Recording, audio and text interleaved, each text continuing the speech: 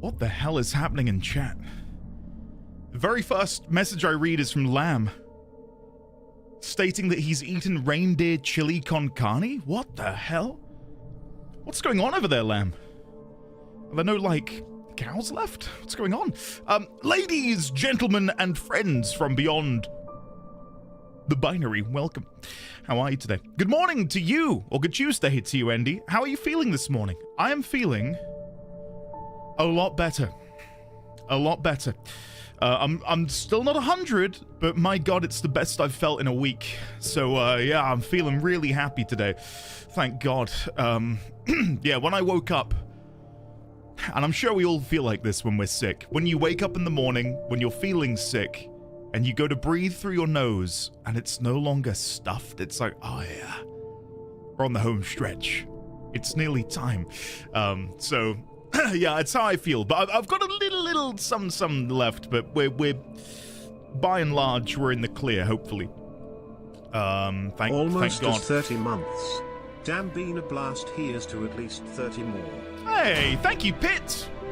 Can we please get some love and chat for the lovely Pit Naburus, please? Thank you, Pit, very much for the 29 months, especially at tier 2. I'm hoping sometime soon, maybe even tomorrow, I don't really know, we can get some YouTube membership stuff sorted out. I've had to, and I kid you not, I've had to go through over 100 videos this morning and carefully remove copyrighted material, even if it's just like 3 seconds of a song or something. You can't have that in order to have YouTube memberships. It's been not fun. It's been a bastard. I've not enjoyed it, but I'm thinking it's nearly there. So hopefully tomorrow that will all be sorted out. Hopefully. And yeah, there will be a new Warframe video tonight, as always. I haven't recorded this morning. I had a really long lay-in. I got out of bed at 10. And I imagine some of you are like, 10? I don't get out of bed until midday. 10 o'clock for me was pretty extreme. I just woke up at 10. Clearly my body needed it, so feeling good, feeling good. Yeah, it has been Asterin, but it's okay. You know, it's part and parcel of the job, isn't it? I got out of bed 10 minutes ago, dude. I respect that. I respect that. Good on you, man. 10 with a child is luxury. It really is. Though I will admit, my lovely wife, Mrs. D20, is normally the one who's more easily awoken if there are problems in the night. And fortunately, baby D20 has always been a pretty good sleeper. I think in the, the year and a half that he has been here, there's probably only been 2 or 3 nights where he's woken up in the night. That's kind of crazy, isn't it? Like, we're very lucky. He's incredible. Got out of bed literally just before the stream. Drow, I respect it also. I also got up 10 minutes ago. Also, it's 10 past 8 here, so yeah, a little bit different, isn't it, Crater? Because of your neck of the woods. I've been having trouble getting out of bed. The cold weather just makes me want to stay under the warm blanket. Alas, the doggo needs to go out for her walk. Koji man, I think that's the sort of like the plight of all pet owners. But in a way, it's helpful. Like having someone that relies on you, whether it's a person or a pet, is sort of like a good enough impetus to get out of bed and actually get on with the day, It's 2:15, so Drow, we're at a similar time zone. Unless you're talking about 2:15, well, no, you've used 24-hour time, never mind. This is the first day in the past week that I've gotten out of bed before 11. Cat, I'm very proud of you. He's incredible, and he's only 1.5 years old. The terrible twos in the distance. We've begun to have a little bit, like a little bit of the terrible twos bleed in a little bit. Nothing bad though. Like he like. I was going to say he throws tantrums, but they're really not. Like, his tantrum is, he will sit down and go, no. But that to us is, it might as well be a tantrum because he's otherwise pretty easygoing. So I've been awake at 6 p.m. because I awake at 4 in the morning at dawn because of work. Yeah, the thing is, I grew up with my dad, my mum and dad, and my dad worked nights, so I'm very familiar with like the nighttime working routine, I guess, to a degree. The irony of loss, I miss my cat waking me up early in the morning. Xanthia, I can certainly relate to a degree. It's the little moments like that where it really hits home. Just wait for them to start arguing back because they know more about the world than you at age 7. Defunct, I'm not ready for that. I'm not prepared for that. I've been awake at 6, 8, 4, 10, 2, but not at 8. Oh, God, and you got me. You actually got me. Chromatic Axolotl, I should not be frozen. I'm sure somebody in chat will guide you to fixing that. I am still here. I hope. I have had to amend a couple of alerts, guys. A couple of alerts will no longer be the same. First and foremost, 500 bits and £5 is no longer looks like Endy made it. Mr. Manilow has been the cause of many copyright strikes on the YouTube channel, so he's got to go. No more Mr. Manilow. Also, the to be continued JoJo's Bizarre Adventures sound, that's gone as well, which I know is a travesty. Maybe I can like record my own version of it, which is just like really scuffed. It was Roundabout, that's the one. Yeah. So they've had to go. The alerts do still exist, but well, they're just not the same. So yeah. Breaks the law on my watch. Prasher, thank you for the bits. That one's still here. Yeah, thank you for checking. That's not gone anywhere. You're safe. Anyway, let me scroll up and say hello to you wonderful people. Oh, I realize I'm not in multi-chat. No. Hold on. Multi-chat. Leonix, hello. Gotten, hello. Lambo, hello. Make a Stay Pod, welcome on in. Shadowclaw, Super Good Man, Twilight Princess. I hope you're well, by the way, Twilight Princess. Hopefully all is good in your neck of the woods. Make sure Endy yaps a lot. I'm cooking my K-pop Demon Hunters ramyeon. What the hell? I had a pretty interesting lunch today. We had a leftover naan bread. One of these, like, they're huge naan bread you can buy from, like, Tesco. And I had some bacon in the fridge. So I made, like, a garlic naan bacon wrap. And it was incredible. Absolutely incredible. Xanthia, thank you for the Furret bits. That is also safe from the copyright claims. Thank you, Xanthia. But yeah, it was basically a huge naan bread, bacon in the middle, homemade curry ketchup, a little bit of garlic mayo, some turmeric, garlic, chili, and some hot paprika, and it was incredible. A bit of garam masala as well, a little bit. And it was, yeah, really, really nice. So nice that I could, honestly, I could see that becoming like a dinner if I would like jazz it up a little bit. Like a naan wrap with some rice, maybe? I don't know, but it was really, really good. Chilag, hello. Jamar, hello. I am feeling a little bit better, yes. The episode releasing later today was recorded yesterday? I think, yeah, yesterday. So I'm still a little bit under the weather in the video you'll see later, but I'm recording another episode tonight, and I'll be like fully recovered by then, hopefully. So yeah, Astrin, welcome. Valdar, hello. And Valdar, thank you for complimenting the subscription alert.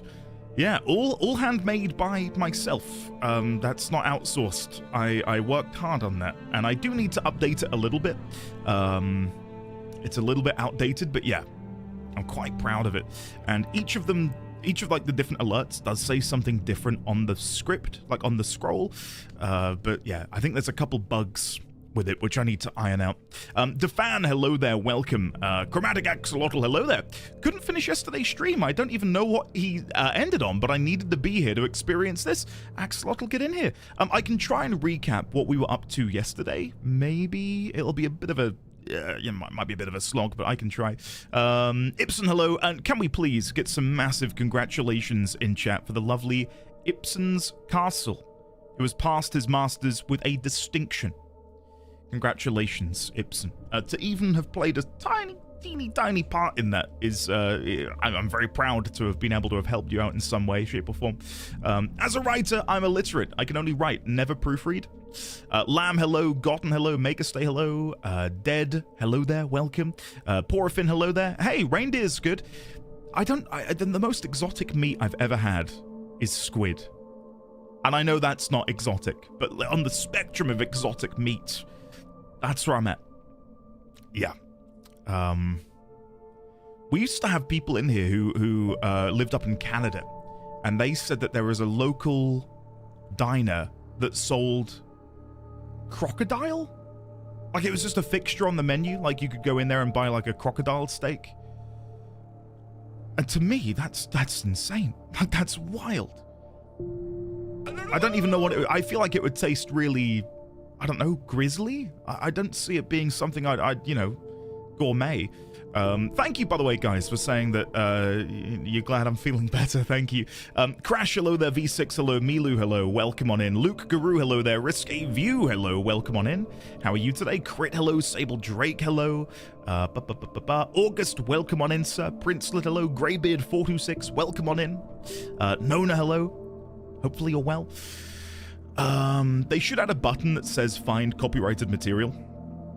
Yeah, the reason I'm trying to sort out the YouTube memberships is, like, in the comments of the videos I'm making at the minute for Warframe, a lot of people are asking, I'd love to be able to watch you do, the Void Relic openings or farming or doing bounties and stuff. And sub to the Dan Kun. They have given 350 gift subs in the channel. Ike, thank you very much for gifting a sub to the Dan Kun. Hello, Dan. How are you today? Thank you, Ike. That is very kind of you. What was I saying? Oh, yeah, YouTube memberships, because I want to, if I can find a way to record, super chill, I'm not really there to entertain, just sort of I'm gonna autopilot doing some bounties and stuff. That could be something I'd put behind a YouTube membership. It's not something I'd necessarily want to be primary content and stuff. So yeah, I'm figuring that out as I go, but we'll see how that goes. You're from Bedfordshire. Very nice, Drought. Tea and crumpets? Hey, I am not a fan of tea, if you can believe it. I'm betraying my own country. I despise tea with a passion. I cannot stand the stuff. Really don't like it. Once when I was 12 or 13, I slept until 2 p.m. I think the latest I've slept was around 2 to 3, Greybeard. And it was when I was a teenager. And I'd love to say it's because I was, out on the town the night before, clubbing. Never been to a club, never gotten drunk in my life. It was because I had a very late night playing Civilization 5. Yeah. How hardcore is that? literally taking the, one more turn to the absolute limits. I don't think I stopped playing until 6 in the morning. So, yeah. And to make it worse, I think I did get nuked by Washington? I vividly remember losing that game to a nuclear strike. Good times. Good times. Sunflamer, welcome on in. How are you today? Good to see you. Dan, hello. I don't know if this is the same Dan who's just followed and been gifted a sub by the lovely Ike, but I can see there's a Dan over in the YouTube that says, hello, Andy. I found your channel through the Warframe playthrough, like most people probably. The way you approach games is very refreshing. Really enjoying the series. Thank you for the great content. Dan, it is my pleasure. Yeah, it's been a whirlwind because... You not heard that before? What? Watch yourself before you wreck yourself. What's that a reference to? Or is that like an Indian original? Yeah, okay. Thank you, Drow. You don't like tea? How dare you? I know. It's despicable, isn't it? No, I don't like it at all. At all. All I was going to say in response to your comment, Dan, yeah, it has been crazy. And I feel like I say this daily. Not that I have a problem saying it daily, but it just goes to show how incredible it all is. Well, yay! Nobody breaks the law. God. Oh my God. I'm ready for that. Thank you, Drow. What was I going to say? You're looking at a community that's existed for like 6 going on 7 years. And like the YouTube stuff is pretty recent as of the last year. I think about 10 months ago. I thought I'd upload and do other bits on YouTube, so yeah. To give you an idea as to how crazy the past couple of weeks have been, if I open up my YouTube studio on my phone, it says, in the past 2 weeks, we've gained 7.9 thousand subscribers on YouTube. 7,900. And to put that into perspective, we were on like 900 subscribers on the YouTube for months. And we were desperately trying to find 100 more to try and get the YouTube partner program moving. Yeah. Yeah. I mean, at this momentum, and I'm not gonna, hopefully jinx it or anything. It's looking like at some point this week, we may or may not hit 10,000, which is unfathomable, and I cannot comprehend it. It's just crazy to me that so many people are like, wow, I've never seen someone play a game like this before. And I'm like, yeah, well, welcome on in. This is the modus operandi, right? Get involved. I've been working for the last 7 hours, so I'm jealous of you getting to lay in. Hathia, I'm so sorry. It's not something I often get to do, which is why I really enjoyed it today. I did feel a bit of guilt. I don't know if anyone else gets that when you have a lay-in, you feel guilty. I'm normally up at about 7:30, give or take, so, Oh, snap, let's go! Yeah, there we go. Congratulations, Ipsen. Congrats, buddy. So I'm catching up on loads of chat. Ditta, hello there. Welcome. Reindeer is not particularly exotic in my part of the world. I've had moose burgers quite a lot. Moose burgers. What do I think moose would taste? I just imagine moose is like deer, right? It tastes mostly like chicken, but more gamey. Alright. I'm not sure I'm a fan of that. Chuds, hello! I hope you feel better soon. If you're down with the old Rona. Get better soon, buddy.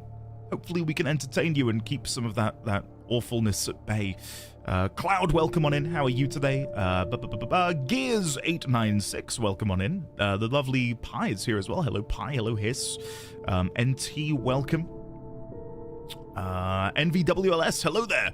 I work nights, so I wake up at 6 p.m. My God. Lucanius Petrenko, enjoying your Warframe playthrough. The notes are awesome. I've never seen it before for games, but I'm a big fan of it. Lucanius, thank you very much for saying that. I appreciate that. And I can see Dan is already using one of the best emotes, NDD Theory. I love that. I don't know why. Ozetta, welcome. How are you today? I hope you are well. Woken Andy, he's here. Are you prepared for Alan Woke? So ready. So ready. Getting real close to the 10k. Yeah, it's mad, isn't it? It is mad. Maddening. I didn't know Warframe players were starved. Neither did I, Pi. Again, I much like the Guild Wars 2 playthrough, I didn't go into either of those games with, you know, like a weird game plan. Like, oh, this category is getting 42.6% more traction. Time for me to create content for this game. I just thought, oh, well, people in the Discord are playing Warframe and, you know, Ham and Luke have been banging on about how I'd enjoy it. Go on then, let's give it a go. And yeah, it's madness, isn't it? Razor, hello. Just finished watching your latest Warframe video. I'm very obsessed with this playthrough now. Can't wait for the rest of your journey. Thank you, Razor. I appreciate that. Thank you very much. I know, hello there. Welcome. Hello, Andy. Like Dan, hello there. I'm here as a viewer of your spectacular Warframe series. Thank you for the amazing work. Eagerly awaiting the next episode. Well, The Cured Man, you don't have long to wait. It's about 4 hours away, I think, give or take. So enjoy. Enjoy. Oh, thank you, Sunflamer. Thank you. I tell you what, in an alternate reality, I'd love to see what my FF14 playthrough would have been like. Not on Twitch, and instead doing it offline as I'm doing it now. I don't think it would have been as good. Nowhere near as good. Because a game like 14 is so intrinsically built around the MMO aspect, where, I mean, as you can see in the Endwalker finale video, like, take a look at that intro. That, to me, was the joy of the game. The story was, yeah, great, and it's one of the best ever, but to me, still, to this day, what really made FF14 special was the camaraderie of it all, and being able to go on the adventure with you guys. Like, think about when we got on the Ragnarok and made our way into the stars, and you guys created this sort of like tunnel for me to walk down. And it didn't feel right that only I walked down it, which is why I stood to the side and then let like the people who'd come on the journey with me walk down it too. Because that to me was the magic of it, right? Like that, like being able to experience it with all of you was what made it so special. Me too, because then you would have streamed Kingdom Hearts like you'd planned. Lol. 14 really builds on the interaction. I haven't played Warframe a good few months. I hadn't played Warframe for a good few months. After finding your lore-focused playthrough, I was hooked again. Thank you, and I can't wait to see more. Hafia, enjoy. Hopefully you would continue to enjoy it. Hi, came for your Warframe videos. It's been nice seeing you play it through. Do you plan on streaming it soon? Walker, it's unlikely. It's unlikely. I don't know if I would ever. I feel like, you know, not streaming it would potentially be detrimental, because I feel like a lot of people would want to watch and partake and enjoy, and it would be good for me on a business career level. But I think it would take away some magic from the playthrough that I'm currently doing offline. So yeah, it's either do I want to maybe squeeze the flannel and get some more money out of the playthrough, or do I want to maintain the sanctity of what I'm doing? And for me, I'm more driven by the entertainment than I am padding out my wallet. So I think I'm not going to stream it. If I were to, it would be in the distant future when I'm caught up. So, yeah. I will say, you know, subtle plug, that I haven't done it at all in the videos so far. If anyone is watching on the YouTube or in here, and you know you've come in from the Warframe stuff, if you'd like to support, you could always, you know, Twitch Prime and all of that stuff. I would never impose people to support me, but obviously it would help a lot. Yeah. The love and depth of which Endy is ready to engage a game is great. A lot of games really benefit from that kind of treatment, and it's always a wonder to see. Thank you, Sign. I appreciate the kind words. I'm really impressed. Oh no. I was going to say, I'm really impressed you didn't mention Digimon at all in that message. And I can see your next message is in all caps. Digimon. Hiss, you are a bad influence. Yeah. But no, the reason I play games like this is when I was younger, when I was a teenager, I would have played games in the complete opposite way. You know, I was so burnt out by min-maxing, being, you know, following cookie cutter builds and, you know, speeding my way through experiences in order to get to the end. And that's sort of built up over, you know, nearly 2 decades of playing MMORPGs where the end game is where the content is. So often, you know, you wouldn't stop to smell the roses. And I'm trying to like peel away from that a little bit by smelling the roses and not worrying so much. And it's given me such a deeper appreciation of games as a whole. And that really started, and I owe FF14 a lot, you know, like had I played 14 and not engaged with the story in the way I did, I would not have enjoyed the experience as much. But, you know, being rewarded for taking time to pay attention to things and the dopamine rush that you would get when, I'm not going to spoil any FF14 for people, but when I would theorize in Heavensward about certain things, and then in Shadowbringers, it would be like, oh yeah, you know that theory you had many months ago? Yeah, you were right. I cannot tell you how good that feels. It's not something you often get if you don't pay attention. I lost all enjoyment of Destiny trying to grind to the end game. Here's the thing, right? People try to min-max and like to the degree where they're no longer playing the game. They lose sight of what they're playing, and instead things are just numbers. Make number go up. I don't care if I'm not having fun. And I saw someone in the Warframe chat on Discord talking about how they didn't like playing the Warframe they were using, but it meant they could farm faster. And I thought, what's the point in farming if you're not having fun? You know, like that's not what we play games for, is it? You want to be enjoying yourself to the absolute limit. You don't want to be, you know, putting yourself through what feels like work, right, to make a number go up. That's not enjoyable anymore. I feel torn on this because to me, some of the fun for me personally is doing some min-maxing and managing my time and resources as best I can. Crash, I agree. I think there's a fun little middle ground. You know, from my point of view, coming from, again, MMOs, or as Crit said, World of Warcraft, thanks Crit, Path of Exile as well, there will definitely be times when I'm playing and I think, oh, I need to get this grind done and then I can move on to this. Like, I might not be having the most fun in the moment, but by doing that, I unlock something which is enjoyable. Like, I think there's a middle ground there to be had. It can be kind of hard to find that, though. So. That's my follow alert, by the way, if anyone's wondering why there's a chicken in here. Hello, Andy, Warframe player and watcher here as well. It's become my favorite thing to watch while having lunch. I saw you looking at the kit guns, and they're a personal favorite of mine, so I was wondering where I could leave you some kit gun combos. If you're over in the Discord, Kaus, you're more than welcome to post them in there, maybe. Yeah.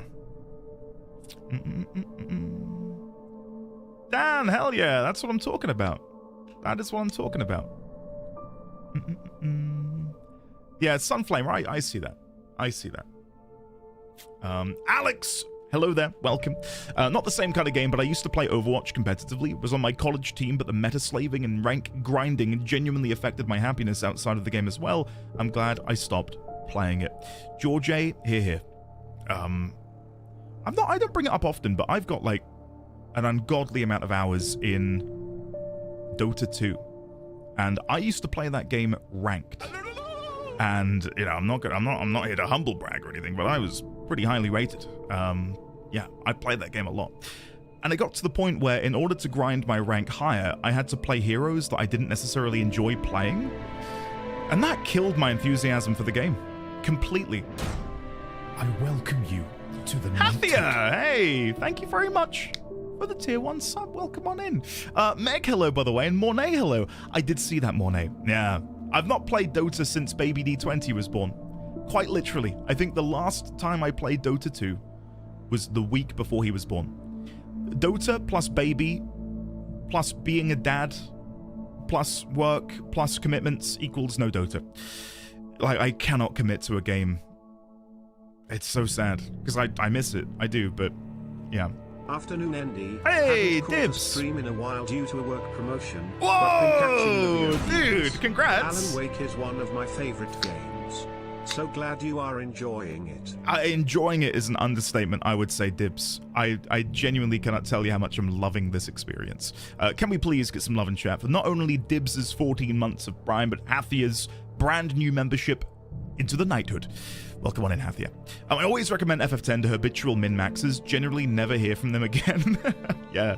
I would love to do FF10 again with the unlocked sphere grid. I think I'd really enjoy that. What was I going to say? Anything else that was burning on my mind? What? Bruh! Alex Soul! Dude, what?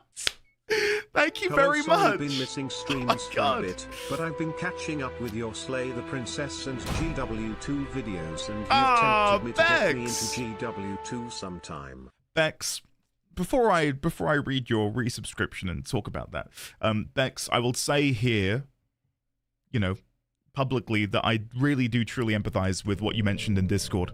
I've got a big birthday next year. The big 3-0, guys, it's happening. And Mrs. D20 has been asking me what I'd like to do for my birthday. And because of my own travel anxiety, it's been a nightmare trying to figure out anything to do. Like, anything at all. So just know that, you know, when you have your own travel fears and anxieties, that, you know, there's someone over here on the East Coast struggling too. And we'll get through it together, Bex. I guarantee it. The world will one day be ours to roam freely. But thank you, Bex, for enjoying the Slay the Princess and Guild Wars 2 stuff. I cannot recommend Guild Wars 2 enough. Like, for a free-to-play game with a really good free-to-play model, it is phenomenal. It is absolutely incredible. Cannot recommend it enough. And to anyone who plays Warframe, I recommend it to you guys as well. Great game to sort of have on the side. But yeah. And thank you belatedly, because I've not been able to say thank you properly yet. Alex Soul, thank you for the incredibly generous 10 gift subs to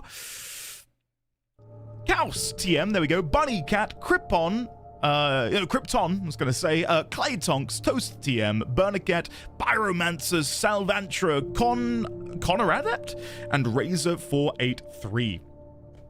Welcome on in. Invari, hello. Sorry, I have seen your message. Don't worry about reposting. I'm good. I've seen it. I'm about to read it. I promise you.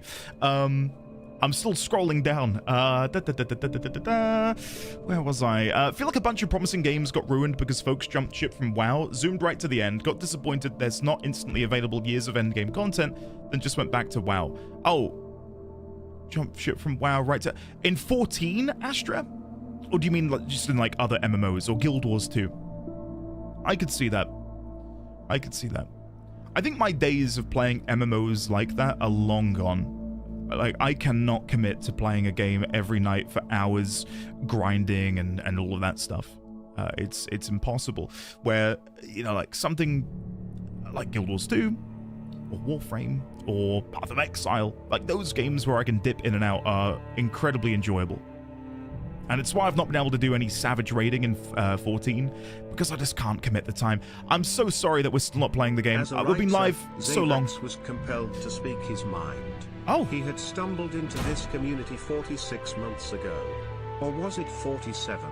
He remembers that first day well, the stranger, a streamer, darting between the mossy cliffs to avoid the electrical wyvern's breath. Up the ladder. Up the ladder, You'd post your emote. Ring. Yep. But then, tragedy. He's struck. The run is over. Back to Undead Asylum once more. Love you, dude, in a not weird online stranger kind of way. Xaviax, love you too, in a totally weird online stranger kind of way. Isn't it mad? Like, to think about all of the games we've played and all of the different experiences we've had. Like, it's... Dark Souls no-hit runs, a year-long FF14 playthrough, challenge runs of old games. Like, I feel like, you know, variety would be the definition, right? Like, I don't think there's many people mixing up like that. And I'm so glad we do, because it keeps things fresh. Thank you for the 46 months of support, Xaviax. Thank you very much. I can hardly believe we're closing in on 4 years. That makes me sick. In a good way. 10 and 10-2 back-to-back would be such a good time. I never got to play 10-2, so that would be fun. Invari, hello. Hey, Andy. Glad I was able to make it to the stream again. I really want to say I absolutely loved that you began exploring the Cephalon fragments. So much lore in those. I really hope you'll unlock more. I was loving how you were theorizing after listening to the audio from them. I do believe I've unlocked a few more, just in my own time. So we'll look at those in the next episode, hopefully. Shaking your hand on travel fears, and I hope you get to have an amazing trip. Thank you, Bex. There is something which I've got a lot of anxiety about that I'll quickly share with you. I know we're meant to be playing the game. One of my favorite artists, Hayley Williams, is doing a performance in the UK next year, and Mrs. D20 and I have signed up for the early access ticket sale stuff. It's in London, and that's not a long way from me. It's like 3-4 hours, to get to London. Even that is just we haven't even bought the ticket yet, but already I feel sick with nerves, and I haven't even found out if we can buy the tickets yet. But that will be like a big hurdle to overcome, and I'm really hoping we can make it happen. Well, Crit, you say it feels like Xaviax has been here forever, but I mean 4 years ago, to give you some idea, Crit, and this will make you feel sick, on a timeline of this stream's longevity, the Dark Souls no-hit runs were in the first half of this stream's life. Isn't that strange? We're in the second half now. Isn't that crazy? That makes me sick. I've been playing Warframe since 2016, and I never knew there were lore in the fragments. Yeah, I saw a lot of people felt similarly, which I found quite funny. I've been enjoying a Warframe playthrough. As a founder, your experience is completely different than mine. You have taken info to digest, and I'm impressed with how well you've taken it all in so far. Thank you, Alex. I appreciate that. Tosh, hello there. Why would you say it like that? You know what I mean. You know what I mean. I'm going back to bed? No! You can't go. Alex, hey! Thank you very much to the knighthood for the subscription. I love how you gifted the 10 first and then thought, I probably should subscribe myself. Thank you, Alex. It's very kind of you. I probably should start playing the game, because if I don't, we're never going to start. So let me make sure I've got my notes up. There they are. Okay. Annoyingly, when I'm tabbed out in the notes, no music plays. The thing that happened at the end of the last episode is we looked at a television screen, and Night Springs, the show, began to play again. And in that show, Alvin Derleth became infested. Tier 1 sub to Alan Wick's butt cheeks. They have given 104 gift subs in the channel.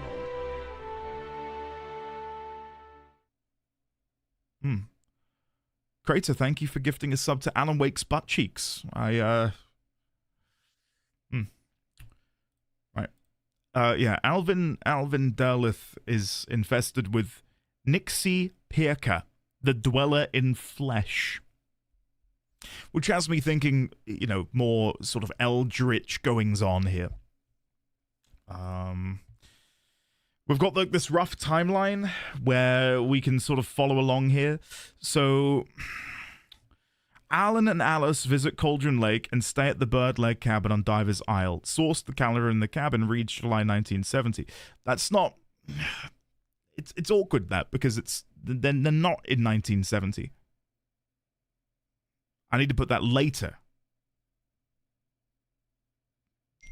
That's... I have up in there. Notification on my phone.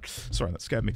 Alan and Alice visit Cauldron Lake and stay at the Bird Leg Cabin on Diver's Isle. So I need to readjust all of these, because that's meant to be 2010.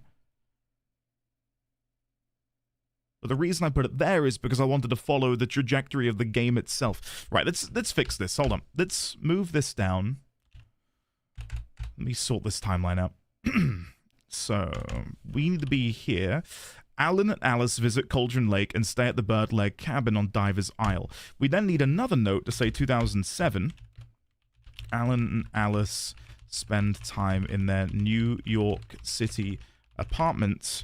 What was it called? Row? What is the name of their apartment complex? It's like Millionaires... That was truly cringeworthy. How very well dare you. How very well dare you, Drow. I thought you'd like to know that I'm playing in a D&D campaign set in Dark Souls 2. Dude, how's that going? Hopefully that's going well. Parliament Row, thank you, Cotton. I am a Dark Souls 2 apologist. I love Dark Souls 2. And you'll find many people in chat feel similarly. I don't know why, but my phone is making noises. How do I mute these alerts? Hold on. I feel like a boomer. What? Stop pinging me alerts! Do not disturb on. There we go. I'll shut it up. Phone alerts. Are you winning something too? I cannot believe you won those golf clubs, Defunct. Are the alerts trying to tell you something? The last alert I got was someone on YouTube left a comment. I'm in the middle of this episode, and I don't think that this will count as a spoiler. All right, I'm going to stop reading there. Normally when people say, don't know if this is going to be a spoiler, they then drop a spoiler. Right, Alan and Alice spend time in the New York City apartment Parliament Tower. An outage occurs. I'll have to go back and read what happened during that sequence. They talk about needing a holiday and him sort of having to write his books. Anyway, let's dive into the game, because I've been chatting for 3/4 of an hour, which is mad. I don't know if this is a spoiler, but biggest spoiler of all time. Andy, by the way, the first Night Springs episode from yesterday broke and didn't play for some reason. So here, I got you the link if you want to check it before starting the game. Okay. Let me open this up. Thank you, Gotten. I appreciate that.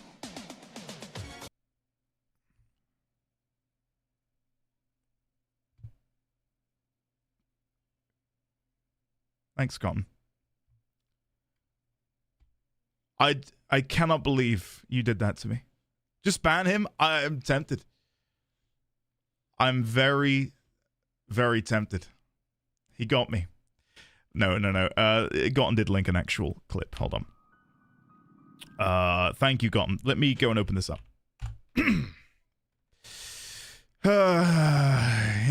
KW farm, correct. I don't do it often, but when I do, I want to make sure I get a good crop. Right, where am I? Is it this? Nope. Is it this? It's this.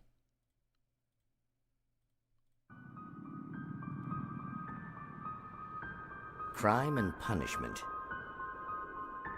The cancer and cure of civilization.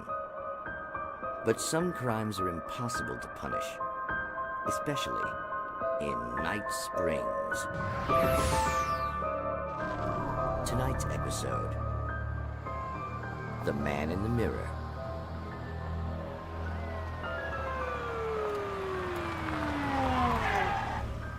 He's inside, Agent. Police Department and Municipal Court, 302 North Main Street. He's inside, Agent. He's a weird one. He's a weird one. So, you're confessing to killing that guy, huh? Why? Had it coming? Yeah, but why would you do that? I mean, you're a nice guy. Normal. Took a kid to a soccer game. So how come at the game, you pick a guy and, quoting from the arresting officer's report here, assault the victim's head area repeatedly with the weapon of choice being a pair of bare fists? Wow, that sentence really flows, huh? Maybe you're not the literary type. Okay, so you mess him up. But why? Who was that guy? We couldn't ID him. Why would a guy like you do him like that? I didn't like his face? Well, you must have hated it, because you really went to town there. I mean, there's no way to tell what he looked like. No ID on him either. That must be difficult. But then we ran the fingerprints. Got a match. Your prints. Identical. Huh, how about that? Your son said you were wearing a white shirt when you took him to the game, but the white shirt is on the dead guy. It's plenty red now. I am won't get away awake with on this. his t-shirt. Do you really think that's in any way relevant to me? I had plenty of time to talk to my boy before the cops arrived, you know? He won't stop screaming, am I right? You think he's ever gonna be okay? I left my mark. Believe You me. bastard. What? You gonna shoot me? What's the point? I'm going to prison. You got me. I don't understand any of this. And you never will. Don't worry. Maybe you'll see me again, Agent. Maybe in the mirror. What the hell are we watching? The agent now Is this a legitimate Night Springs episode, or is this a piss take?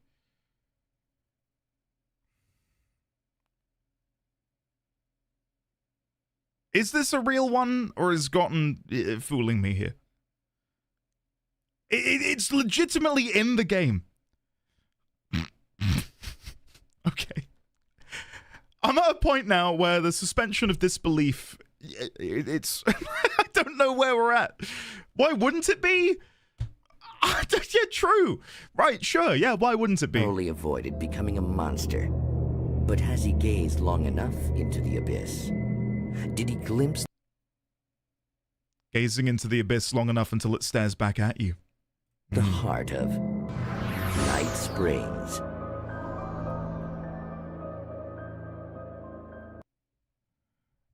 More evidence to support my sort of eldritch theory. Okay, hold on. Let's go back to the notes ever so briefly. Get these up. So if we go to the Night Springs show, in another episode, Man in the Mirror,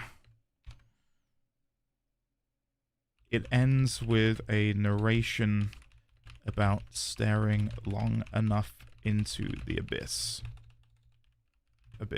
And the full quote, the original full quote is...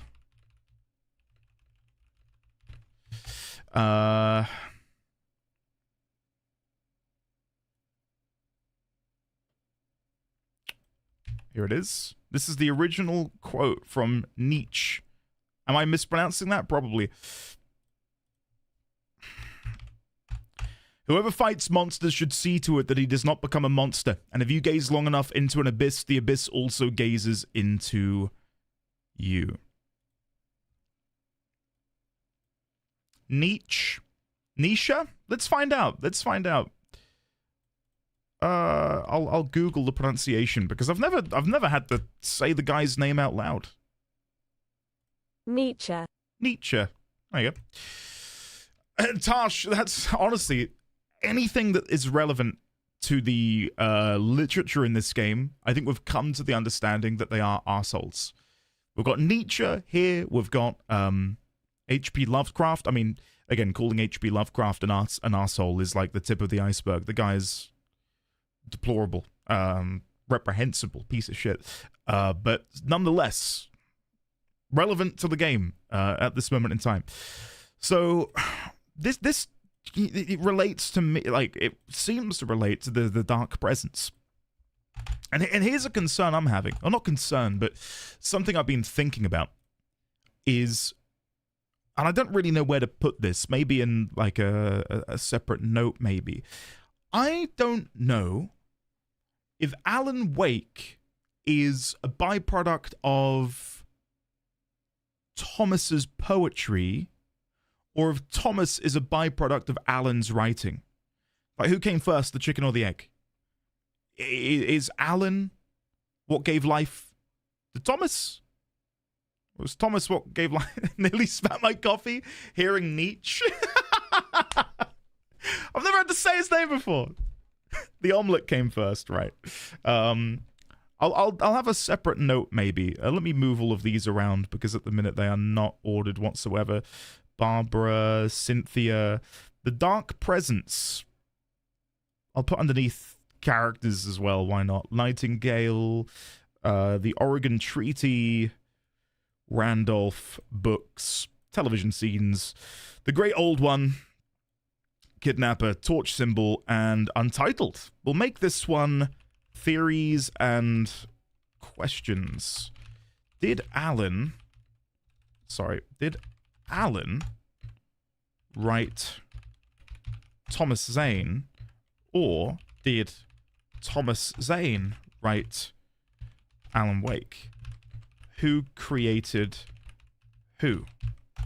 That's sort of like the overarching question I have at the moment.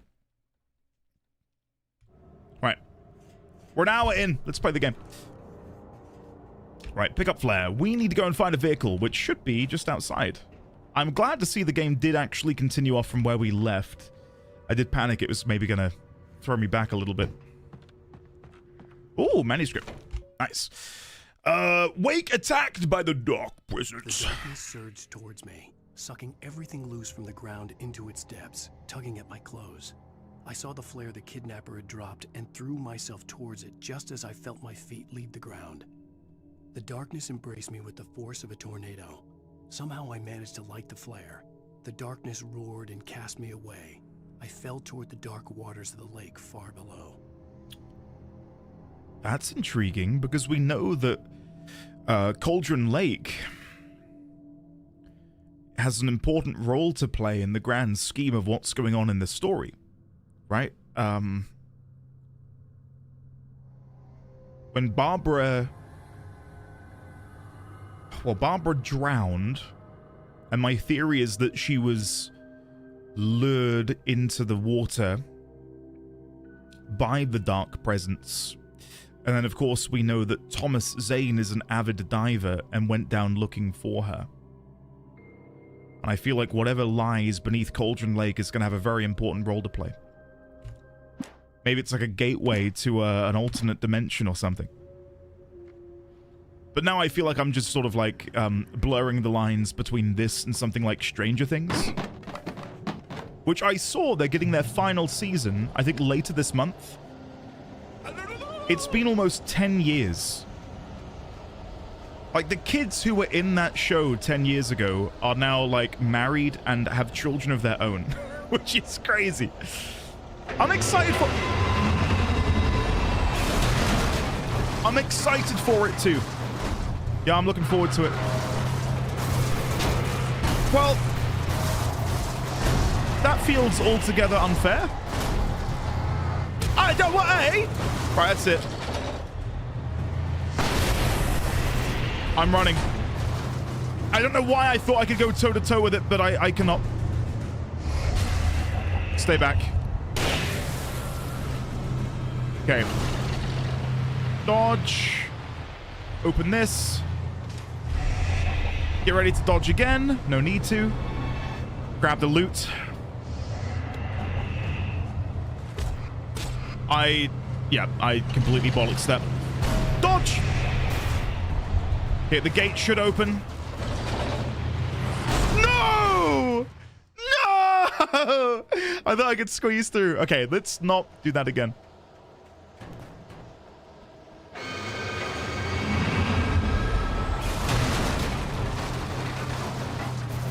You didn't see that.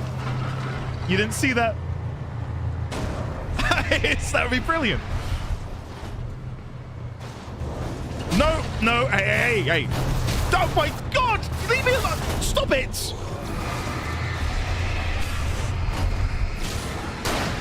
Okay. Oh my God, I'm gonna die again. This is how it ends for me, guys. I'm in! Let me in! Yes! You're stuck. Okay, we should be fine. I don't think it can fit through the hole. Right, keep your eyes peeled for manuscript pages. Yeah, it can. Oh. Never mind.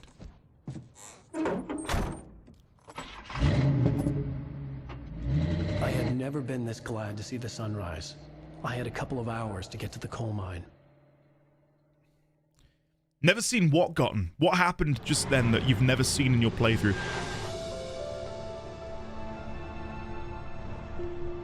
The coal mine wasn't far now. Valdar?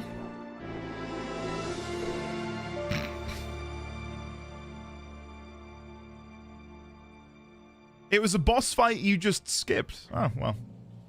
Good. Today, I would meet the kidnapper, and he would give me Alice. I wouldn't give him any other choice. A drowning man will clutch at a straw. A drowning man will clutch at a straw. I feel like... I don't need to make a note about that, but that feels very on the nose, considering what we know about Cauldron Lake. A drowning man will clutch at a straw. What if... Okay, well, okay. I really do feel like the aliens guy, you know? Aliens. But what if that is like a meta comment about his current situation? Like, what if Alan is drowning? And him saying a drowning man would clutch at a straw is because he is metaphorically drowning in the lake? I don't know. I don't know. And Valda, no, you're good. It was like, for me, it's my attempt at comedy. That's the thing. I said something in a Warframe video. And the amount of people who corrected me, and I'm like, oh god, I need to explain that I was trying to be funny. Like, that's when I know I shouldn't quit my day job. I'll say that. I think it was an Ordis said that having a bad memory makes you happy. And I laughed at it in 2 episodes back to back, as if I hadn't heard it before. And a lot of people were like, he said that in the last episode. And I'm like, oh yeah, I know. Oh, I know. That's the joke. Oh shit. I play it off too well, I think, is the problem. I do think by the time Andy finishes catching up to the Remedyverse, he will have long hair, face full of Dorito dust. I don't eat Doritos, my friend. Right? I eat Kettle Crisps. I don't. I love a Dorito. Face full of Dorito dust, irritated eyes with a gigantic corkboard trying to put it all together. I don't think the story is going to be that complicated. I'm sure it will all make sense eventually.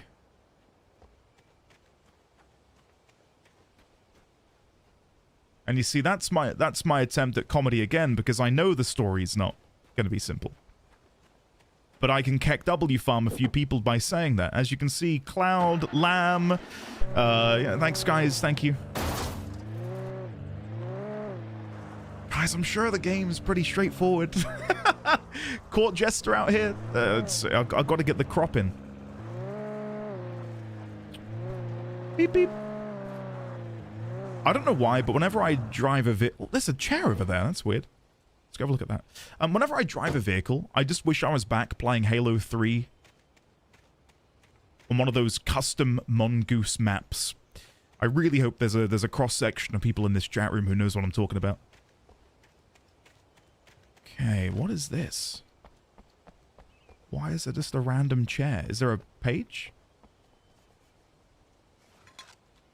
No. That will do, though. What a view, huh?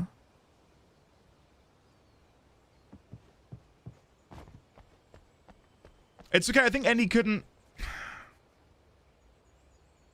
Thanks, Crit. Thanks, man. The Keck yield on this bait vein is incredible. The only problem is occasionally I overdo it and then people don't know if I'm actually KEKW farming or not. And that's a problem. I'm entirely outside of that Venn diagram.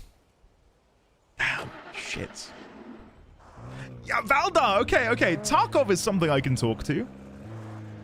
Tarkov is in a really awful place at the minute in terms of cheaters, but I tell you what's really rubbed me the wrong way. I bought Tarkov years and years and years ago, maybe like 5-6 years ago, I don't know. Like, not long after it came out, I picked up Tarkov. I guess I'm not meant to be here. Let's go back. And now they want me to, like, buy the game all over again just to get it on Steam. And that feels quite scummy to me that they wouldn't just be able to port over your existing license with them on their own website and let you just download the Steam client. And we know they can do it because Grinding Gear Games have done it with Path of Exile. Like, it's as simple as creating a brand new key and giving it to someone who's already bought your game. I welcome you to the knighthood. Thank you very much, Casper. Welcome on in. Thank you for the Prime subscription, Casper. Can we please, JD's Lentilman and friends from Beyond the Binary, get some love and chat for Casper? Okay.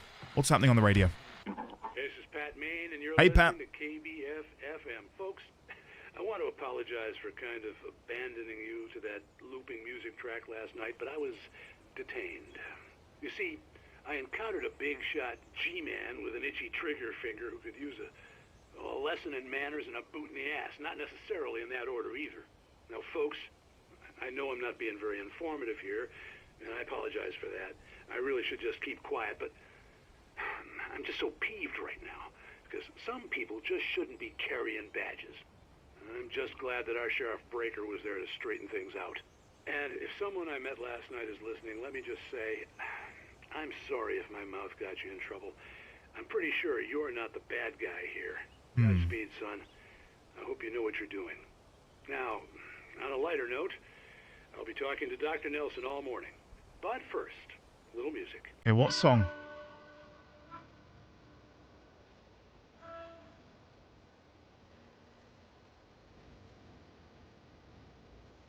Nobody cares about me? I haven't even got a friend.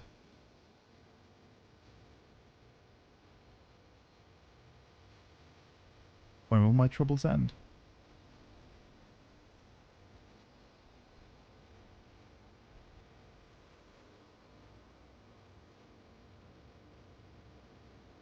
I hate to be alone. Again, my idea about Pat Maine and the radio and the music is these are like Alan's inner thoughts, inner feelings manifesting in music or something. I don't. There's so many ways this game can branch out with the existing narrative, which is why it's so enticing to me. Like there's no like I don't know what's gonna happen next. We do it to a degree, no, because I've got the episode notes, but it's really hard to say. I don't think it will, Valdar. I could be wrong, but I think the music playing is all custom. Though if someone can confirm or deny, that would be good. I do think all of the music on the radios is custom. The end of episode music is not in Alan Wake 1. Okay, shit. Alright, another muted video segment it is then. In 2, it's all custom. In 1, it's not. Okay. Okay, I did not have a good look there. I hope I didn't miss a manuscript page.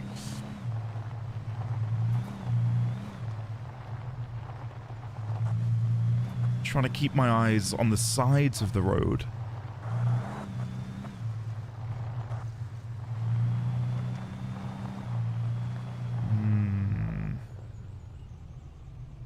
Okay, let's have a look up here. There is one licensed track in Alan Wake 2's DLC, but it's a unique case, otherwise all custom. Okay. I will have to talk over the next radio recording. Cat, I know. Cat, did you end up picking up Arc Raiders, by the way? Curious to hear if you do give it a go. Okay, let's climb. A couple of the end of chapter songs aren't. Right, okay. Okay, we might be able to hit the doctor on the radio now. Welcome back to KBF FM. Here we go. You enjoyed that tune.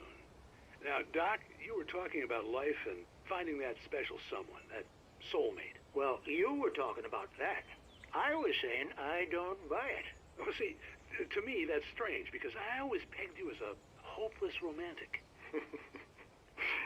You got me there, Pat. But I think love's where you look for it. And you need to do a lot of looking, sure. Mm-hmm. But the idea that there's that one special person out there for you, and if you miss that chance, it's gone forever, and you're forever incomplete. I mean, isn't that depressing? Or, heck, childish even? There's plenty of fish in the sea.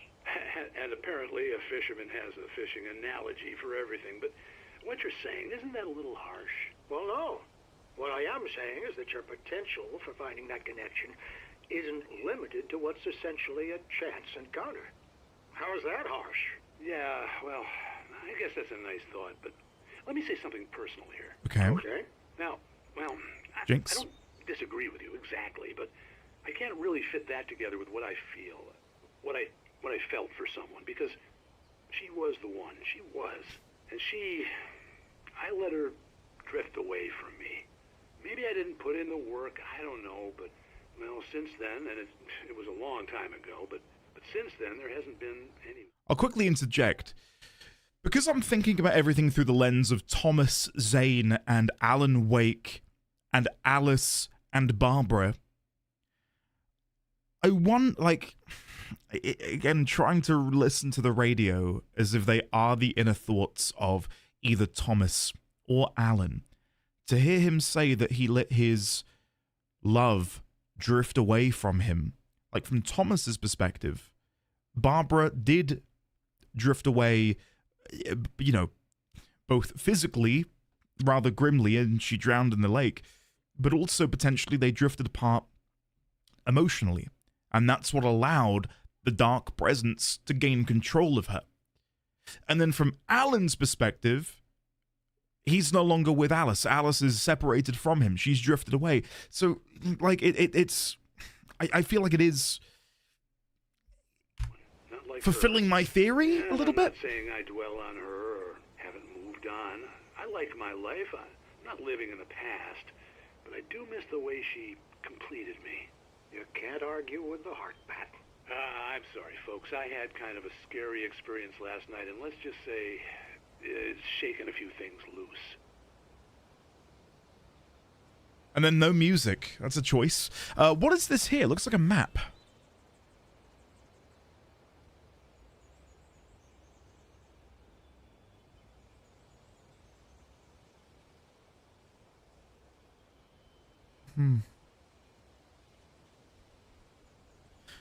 Ah, okay. Can't really make heads or tails of it. We'll move on. Did Alan wake up yet? We don't know. I don't know. He might be dreaming. This might be one big nightmare. I do not know. I'm glad to hear you're enjoying Arc Raiders, by the way, Kat. And I know we've got a bunch of people who are also playing it, such as the lovely Shadowclaw. If I had more free time, I would be all over it. I know Draz is playing it as well. I don't know if he's in chat right now, but it looks like a game that I would devour. But I cannot fit it in. We don't have Africa emote? I think I had to remove one to fit in a new one. And I think the Africa one did get the boot. But there is an actual emoji which you can use, which is basically the same thing.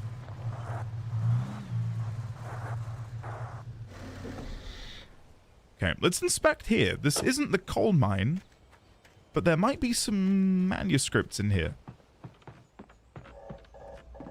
Oh, I don't like that sound at all. Jaheim! Dude, what? Jaheim, thank you for... Oh, God, I've fallen. Jaheim, thank you very, very much for the incredibly generous 5 gift subs. Can we please, ladies, gentlemen, and friends from beyond the binary, get some love and chat for Jaheim, please? Thank you very much for your generosity, sir. Thank you, thank you, thank you. And good evening to you, too. Anyone remember the Game Awards 2023? Oh, they kind of blur together. What happened during 2023 showing, Chuds? That isn't the F the Oscars year, is it? That was like 2019? 2020? Right, what do we got? Oh, it's quite low down in the episode. Mott on the ferry. Mott, spying on the writer on the ferry had been a disappointment. His boss had made Wake out to be something special, but Mott hadn't been impressed. He'd gotten a good long look at the wife, though, and he liked what he saw. Mott had fantasized about goading Wake into a fight, but it hadn't happened. Still, he'd get his chance to see if the writer had anything in him. He'd been promised as much. What? So, Mott has been paid or has been instructed by his boss to follow Alan and Alice on their vacation. Stop right Hey! Come on, Sandwich. Breaks the law on my watch. Following them on the ferry. Okay. Who's following Alan? Sandwich, screw you. How dare you? What even is 2023? I want to see what happened during the 2023 thing.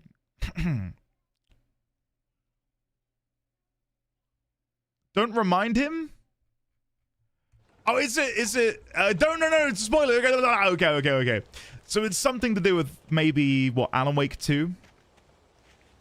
Don't worry, It was I'll... early. I was supposed to meet the kidnapper at noon in the main building. The coal mine was quiet. It was a museum now. I see a note. I see a note. Okay, before we go down there and go down the road, let me just run along the edge and see if I can find anything over here. And I will reassure guys that if I do not remember anything about Alan Wake 2 at any Game Award. Nothing at all. If it's not something I'm directly interested in, the chances that I remember it, it's very, very slim.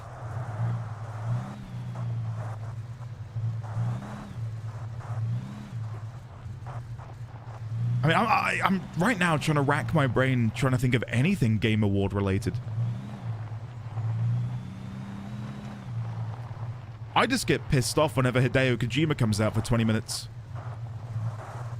Jeff's like, hey, gonna introduce my best friend. It's Hideo Kojima. Hey, Hideo. Tell me all about your new project, Hideo. Should we have a kiss and a cuddle, Hideo? Casper Get out of here. TC has tipped £50. Whoa. You may be able to block my gifts in Warframe, but I can do this since Ted equals P. Have an awesome day. Whoa! Casper! Holy... I wish I wasn't doing a shit impression of Jeff Keighley when that happened. Thank you, Casper. Thank you very, very much. Can we please, ladies, gentlemen, and friends from beyond the binary, get some love and chat for Casper? Thank you, Casper. I'm glad you are enjoying the Warframe experience. I'm having a blast. And yeah, I'm glad I've disabled gifts in-game. I am. Being able to farm things myself is infinitely more enjoyable. But thank you nonetheless for trying to gift me here. Thank you, Casper. I will say, when I get offered a deep discount on Platinum in-game, I'd love to do that. I'd love to get some Platinum in-game and maybe get some skins and stuff. So... yeah, thank you again, Casper. Reb was Kojima. In before playing Metal Gear Solid and Death Stranding for the next TGS, and he's like, it's Hideo! My problem with, thank you, Shaheem. Thank you. Yeah, I'm super happy with him. My problem with Hideo coming out is it's... like, no other developer really gets that platform in the same way Hideo does. Like, it's a proper fanfare whenever he arrives. And not to say he's not, you know, a good developer or anything, but... having him on a pedestal above everyone else because of his relationship with Jeff Keighley is just like... oh, the guy from It Takes Two. God. I don't want to look at chat. How do I not remember his name? F the Oscars. I'm looking at chat. What's his name? Him as well. I feel like Joseph Fares. Joseph Fares. I feel like he is a byproduct of the Game Awards' popularity, though, and his moment, whereas Hideo is there because Jeff loves Hideo. Like, I feel like it's slightly different.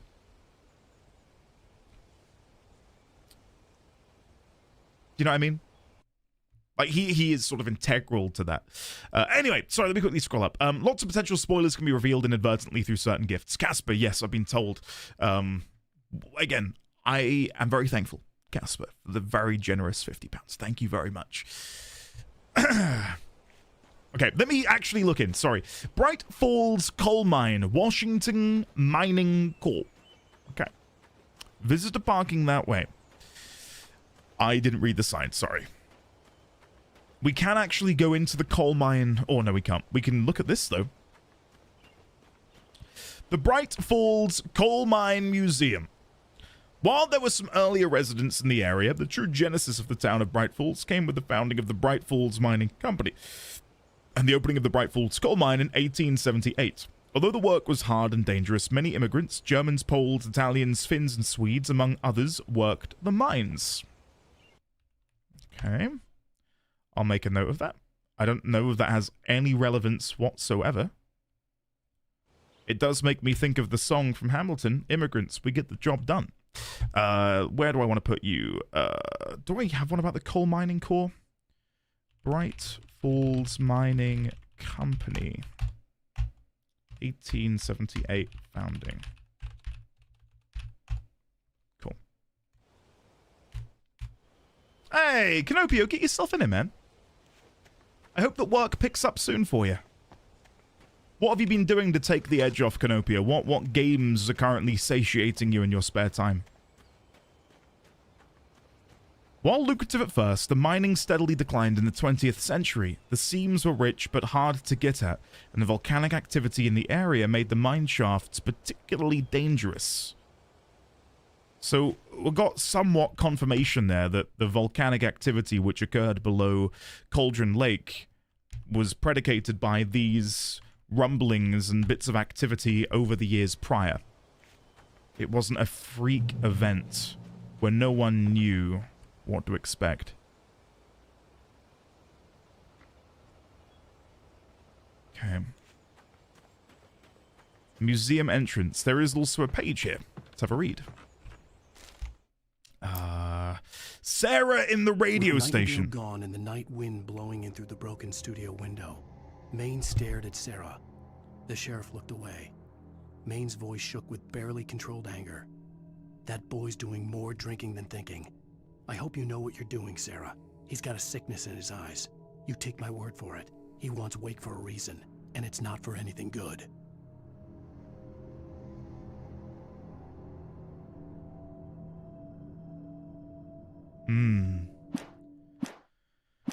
I wonder if Nightingale is working with Mott then.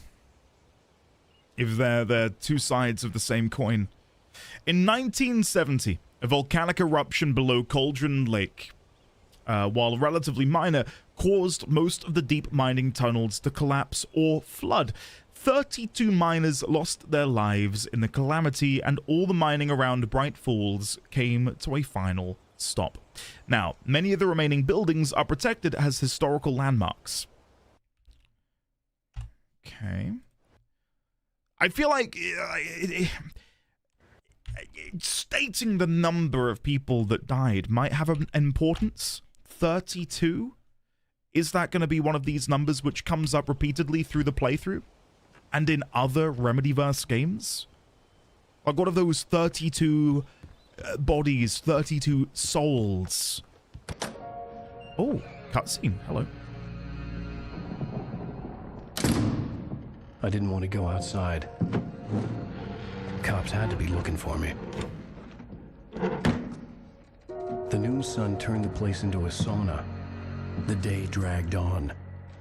Different scenarios ran through my mind. Ways of how I'd torture the kidnapper to get Alice back. Or the different horrible things he could have done to her. I imagined her dead. I had no way of knowing she was still alive. It was killing me. I was running on blind hope. It was all a waste of time. The bastard never showed up.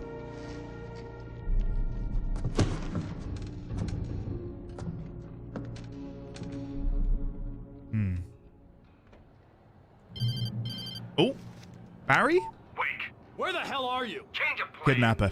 You know where Mirror Peak is? It's a big mountain north of where you are. You follow the path from the mine, you can't miss it. There's a lookout point there. I'll be waiting. I'm through being jerked around You by want you. to see your wife alive? Because if you do, you better watch what you say to me. Do we understand each other? I want to talk to Alice. Yeah, and I want the manuscript. Don't keep me waiting, Wake. Hello? Hello? Mirror Peak, huh? I'm gonna kill him. Mirror Peak. I had to get to Mirror Peak. Sure. I will. Ah, you son of a.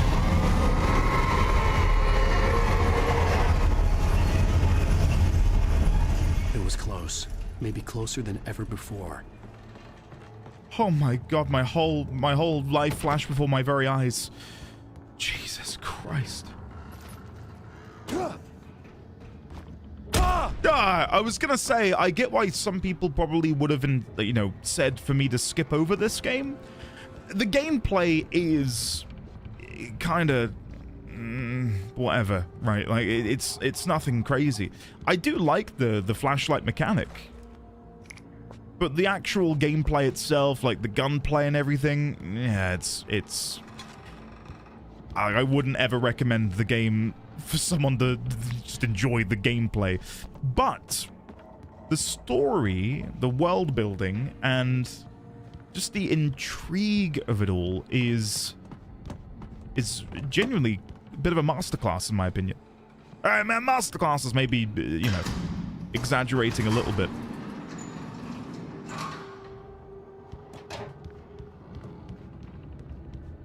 But it is certainly exciting.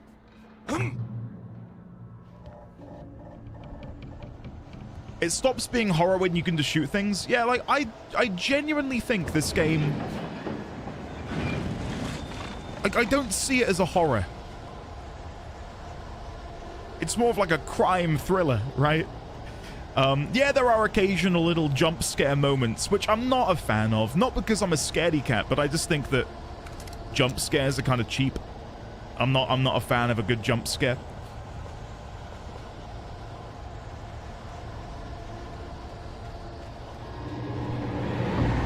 Like this to me isn't scary in the slightest.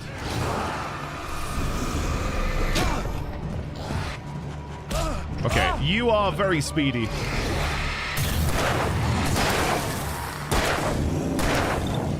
Oh, come on.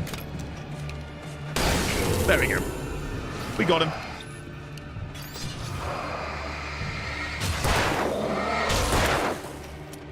Hold on. I need to reload. And... Pew! No! Pew! There we go. We got them. Took a while. Oh, no thank you. Okay, so we can just use... Did I take damage because I stubbed my toe? You are kidding me.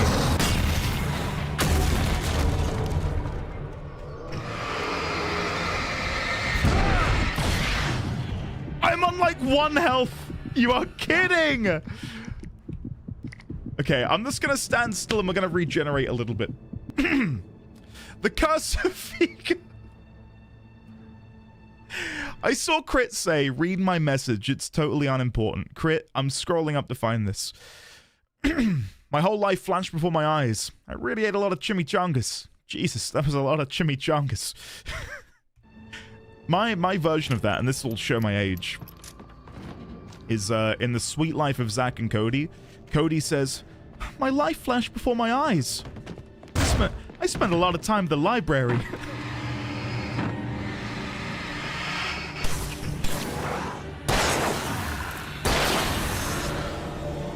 And we quote that. We quote that on like a nearly daily basis. What a show. What a show. Raz, hello there, buddy. How are you today? Welcome on in. Okay. I know, Ike. I know. Oh. Okay, it wants me to go in there, but I wanted to see if there was anything around here first. There is not.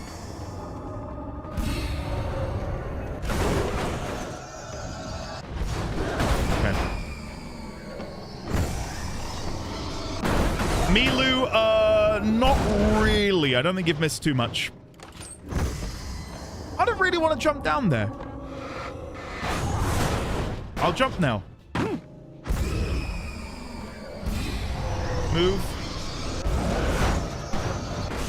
Go again. Okay, we should.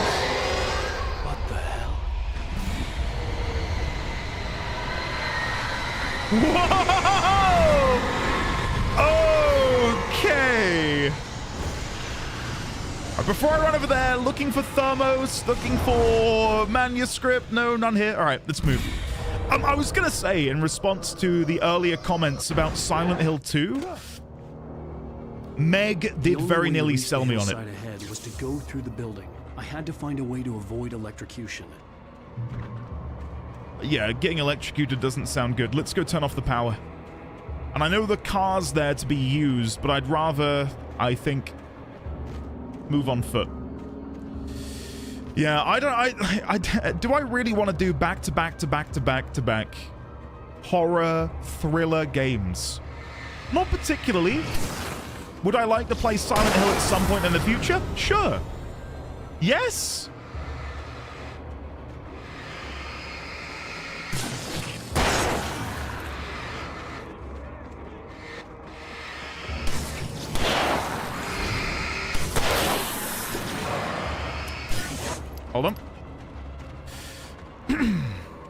Please, you would love it. Is it really good?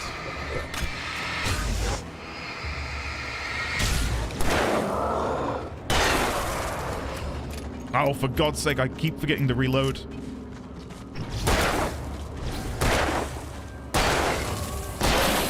There we go.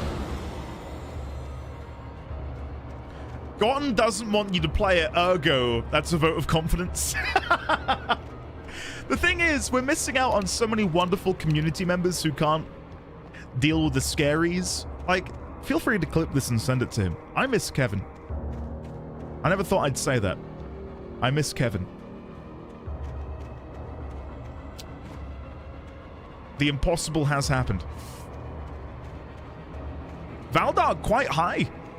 I don't know if it can be linked in chat, but there is an Excel spreadsheet document with all of the game recommendations I've received, and I do use that to sort of determine what I'm gonna play in the future. I never read that message up there. I think this is about the coal mine.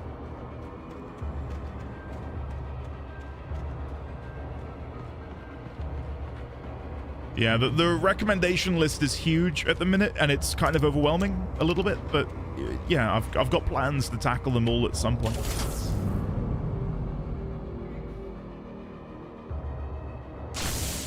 Lizzie, I love that you got both NT and crit with your message. Hello, Lizzie, how are you?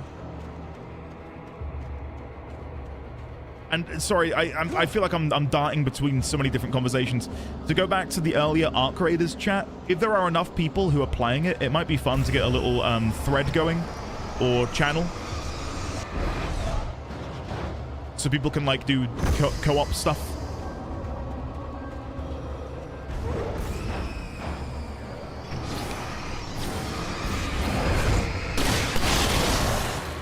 Okay. One moment. Oh my god. Okay, I'm just gonna have to run. Woo-hoo-hoo! I can't stay.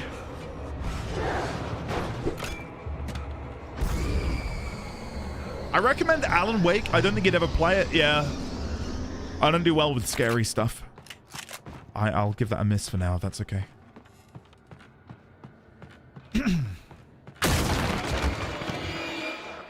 Hello?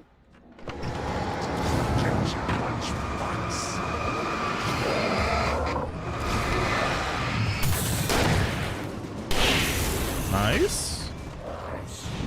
Dodge.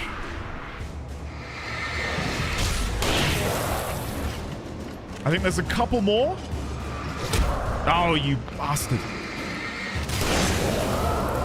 Okay. We should be in the clear.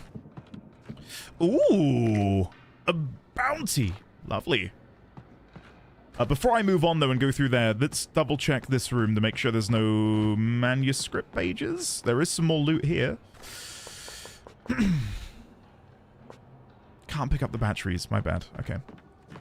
And is there a way to get upstairs, I wonder? Oh, I think that's where we came from earlier, isn't it? Yeah, I think we were in here earlier. My bad. And then this is where we just came in. Okay. Seek, if you want to live that dream, go play Destiny 2. Stop right there, stop. Nobody breaks the law on my watch. Kevin, I take back what I said. I take back what I said. Thank you, Kevin, for the flyby scare. You are cruel. You are so cruel. Okay. Going back to the pistol. Nice. Oh. Trust no one in the dark. Trust no one in the dark. I hear footsteps above me, which makes me not want to go up, but that is the only way I can go, so I shall climb.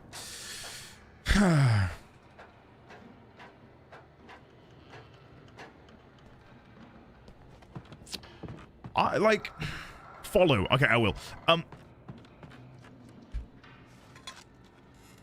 Yeah, I find when games which reward you with like it's I don't want to trigger Gotten here, but it's why I could never really truly get into Borderlands. Most of the enemies, at least in the ones I played, just became bullet sponges. Like there wasn't really much tactical stuff. Maybe that changes in 4.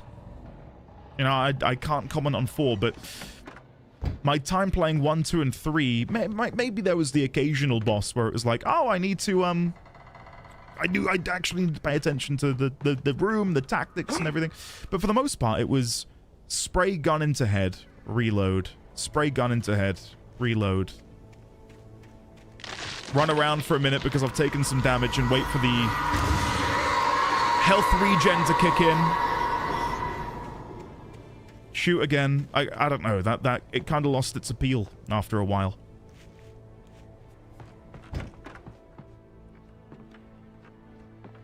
Okay. Death, parentheses, Watcher. What are you doing playing this game and not giving me my new drug that is Warframe footage?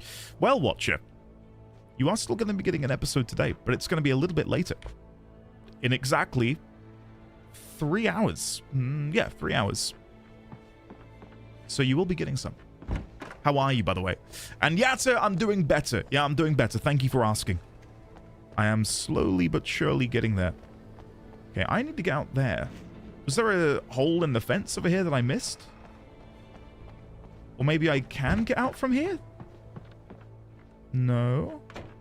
Can I open this? I did. Oh, that's why. You got to be stood further away. I thought that was what I needed to do, but then it didn't have a prompt when I came in here. My bad. There we go.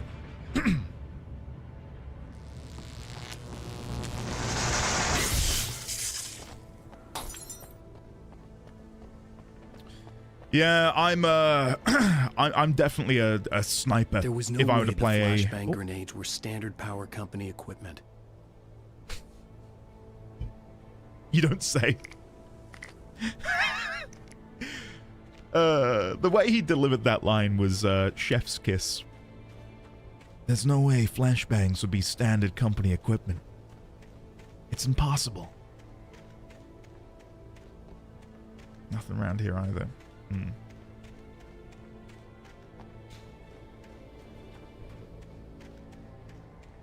Yeah, no, Valdar, it's wild, isn't it? The amount of people who are like, I no longer like the weekends because I don't get to watch the Warframe videos, is kind of crazy.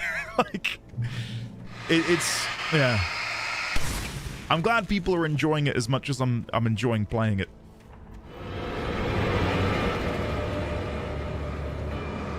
Hello? What brings you fine folk here?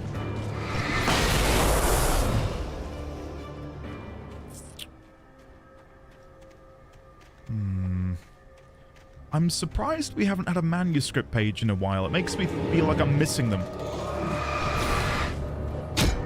Oh. I think I just got clubbed in the head, which is fun. Okay, guys, that's enough. Get out of here.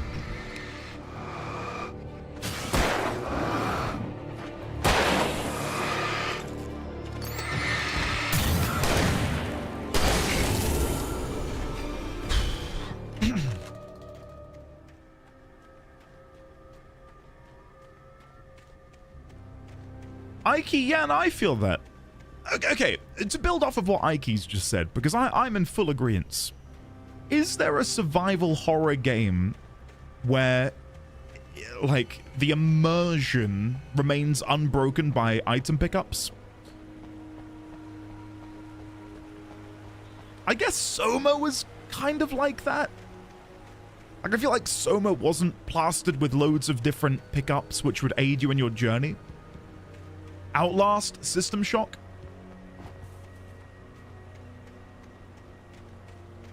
Ah, well, Valdar, thank you. I cannot thank you enough. And for anyone who's, you know, left positive comments. I'm having a really, really fun time of it. And I'm recording some more tonight and using the feedback from the last episode. It's going to be a lot of catch-up. And I'll see if people enjoy it, because it's one thing for people to say they're going to enjoy it. It's another thing to see if they will actually enjoy it in principle. I've got a bunch of assassination missions that need doing. I need to unlock some new planets. That's the plan, so. Alien Isolation, kind of. It's not really meant to be a first-person shooter. Okay, before I go across the bridge, let's climb up here.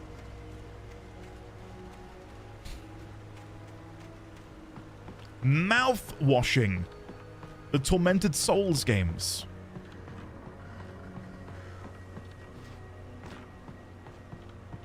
Don't you dare, Alan, don't you dare fall. Thank you. Okay, what is over here? We can go into the coal mine. This might be interesting. This is so far off the beaten track. You're not, like, the game does not point you here at all. As I came in here, did you hear that? Like a...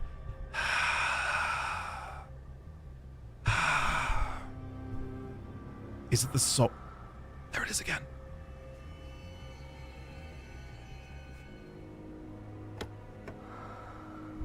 And that isn't Alan.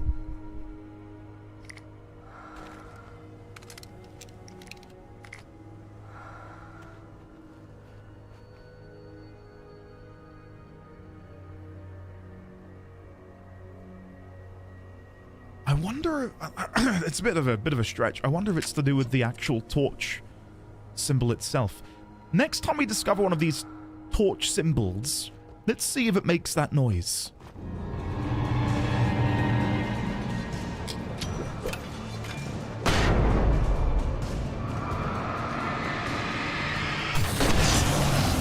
Okay, let's go.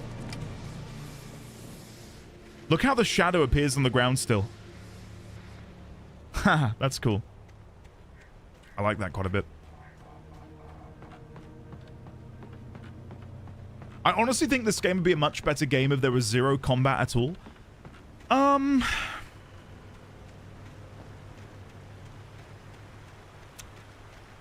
think I disagree. But to a degree. Not fully. I like the idea of using light as a weapon. But shooting your pistol at them, I don't know.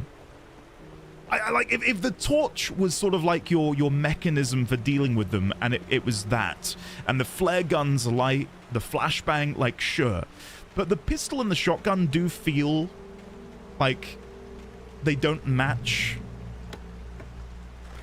the rest of the sort of kit that you have.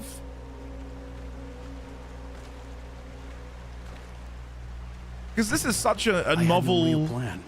I was going to give the kidnapper all the manuscript pages I had for Alice. If that wasn't enough, I'd hold him at gunpoint and make him talk. Pump action shotgun. Okay. Yeah, no, a Seek, yeah, exactly. Like, I think if you could burn away the enemies with the torch, so when the ring closes up, they burn into mist and they dissipate into the air. I would enjoy that a little bit more than if you had to while down the circle and then shoot them. I don't know. There's probably, you know, lore reasons why it is the way it is, but...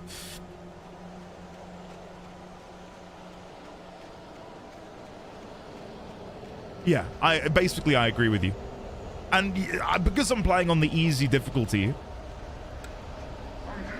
a lot of the... oh, hello. All right, let's bait them into the light.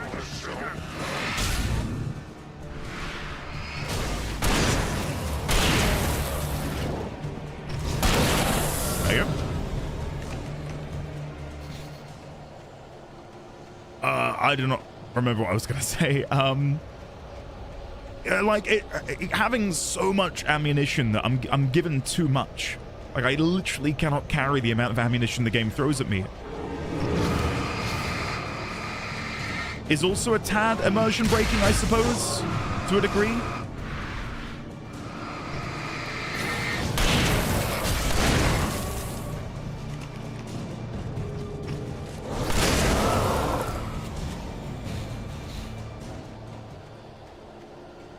Sunflamer, maybe.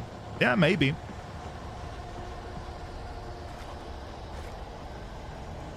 I think playing this game on easy difficulty, though, for me is perfect.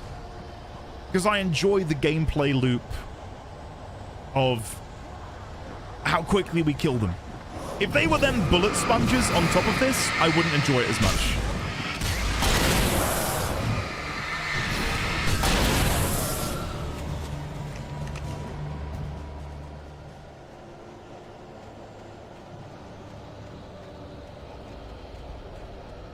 Okay.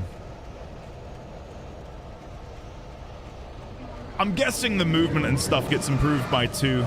I have heard a lot about how this game is rough around the edges.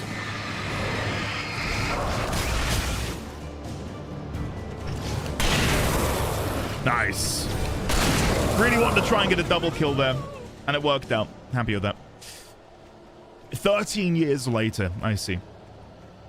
And no, yeah. So to bring this full circle and to go back to what Asik has just said and to go back to Ike's original comment about the ammo maybe being somewhat immersion breaking, I do think, considering this is one big question mark, are we in some sort of dream? Are we in a nightmare? Where are we? The story is being written so that we may escape this perpetual nightmare. Like, the ammo, it actually is somewhat lore significant. The idea that he would have written in for himself a way to deal with these entities.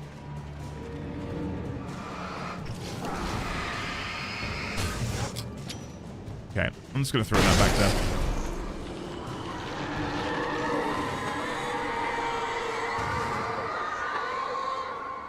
And it's a hunting town, yeah. Ahead of me in the same direction I was going. A cold feeling settled itself in the pit of my stomach. Was it going for Alice? We'll find out. Xanthia, he's a bad luck charm. What did you say? The graveyard shift may cause cancer. I hope not. Okay, I'm flashbanging you and you're gonna like it. There you go. Nice. Okay. Again, I will say from my perspective, I'm having a great time.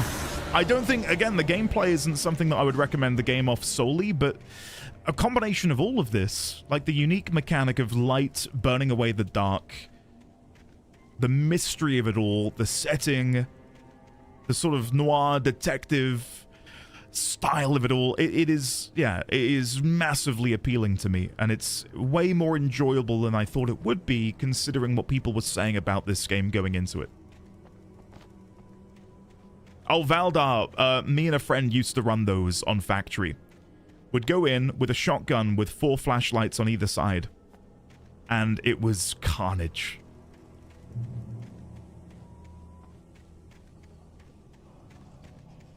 Okay. Still not finding any manuscript pages. I've tried to be pretty thorough. I hate that thorough has become a meme word now, thanks to Crit. Thanks, Crit.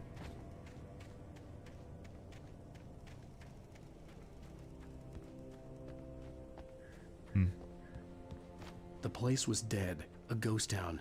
Had been for decades. Hey, hello. What happened there? Hey, hey. Naughty, you stay down. Nope. Nope. Yeah. No, thank you. Right, can we get in here? Can I vault in? No. Is there even any way in here, I wonder? No. No way in.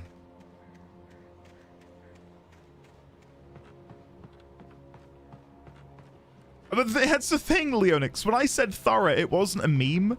Like, I just genuinely meant, I've been quite thorough. And then when I would miss something, that's when Crit would come in and put thorough in parentheses. So it is him. I accept no responsibility. All right, what are we looking at here? Wake touched by the dark presence. Some of the Taken retained echoes of their former selves, but these were just the nerve twitches of a dead thing. Nothing remained but a shell covered and filled with darkness. In most cases, these puppets were enough for the purposes of the dark presence. But for anything more elaborate, as with the writer, it was different. It needed his mind. And so rather than taking him over completely, it merely touched him. So if the Dark Presence is an actual being, an actual entity,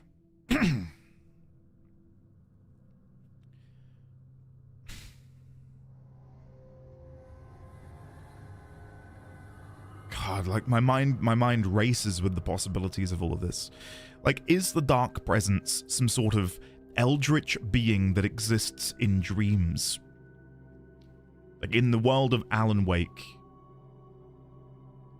when we all go to sleep, we are transported to another realm entirely. And in that realm is the Dark Presence. And in the same way that dreams are manifestations of our memories, our thoughts, dibs, yeah, our memories and our thoughts sort of coalescing and creating these playgrounds for us to wander in. What if that is why the Dark Presence needs a writer? It needed his mind so that the Dark Presence could dictate the world that it found itself in. Maybe. Like it's this pervasive entity searching for a means to build its own future. In the same way earlier in the story when Alan said he was writing his way out of the nightmare. What if that's what the Dark Presence is trying to do? Write its way out of its own nightmare that it exists within. Same brain cell? It happens often. It does happen quite often.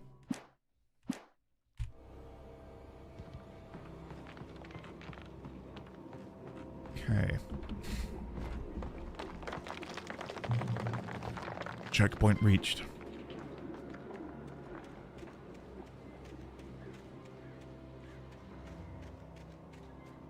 Checking around the edges, just in case. No, nothing around here. They seem pretty good at not putting things too far off the beaten path. That doesn't stop me, though, from looking, just in case. Batteries, which I do not need. Thermos. Or thermos. Epic Freddo, right? I've not really checked to see what the other names of characters would represent. Because we've got Awake, right? You know what? Because I'm now interested in having a look. So we've got Awake, B. Jagger, B. Wheeler, C. Steward, C. Weaver, Weaver Steward, Hartman. No one else has got that same wordplay.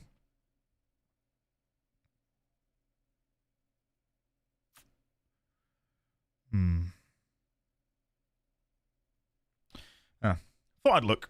I mean, yeah, Alice Wake, sure. Yes. But I would say that is, like, that's the same wordplay, right? Like, literally. A dream, one to wake from. Yeah. I'm being led to believe that the Dark Presence, again, is some sort of eldritch entity of some description. Considering... Sorry to interrupt, but I would just like to let you know that our FC has just won a large plot. Bad news, I don't know what goes where, so the place might be a mess now, lol. Anyway, as you were.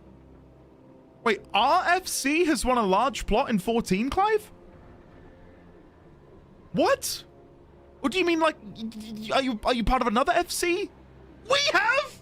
Whoa! Clive, please take a picture if you haven't already. Hold on. I'm going on to Discord. Guildhall, no, that's Guild Wars. Knighthood FC discussion. Oh my god, we actually won a large plot. Clive, please take a picture of you stood outside the brand new home. Please. Please. And I'll put a picture on stream in a second. Wow. Wow, wow, wow. For those that don't play FF14, allow me to very quickly catch you up. So in FF14, there exist wards, which are essentially neighborhoods, where you can purchase a plot, build your house, and then you are a part of an instanced sort of neighborhood with up to, you know, 40, 50 other people. And these are limited. There are only a certain amount of plots per server. And it's on a lottery-based system. So the lottery will open, and then a few days later, the lottery closes, and you'll see if you've won or not. And typically, hundreds of people try to win each of the plots. It's very hard to get a house, especially a large plot, which is essentially where you can have a mansion. Clive, this has made my day, buddy. I cannot believe it. Cannot believe it. Hey! Hide behind the tree! Ho, ho, ho, ho! There we go. Safe haven, let me in! No! Examine! I needed a key for the door. Shut up! Dodge! No! There it is! Okay, wait here!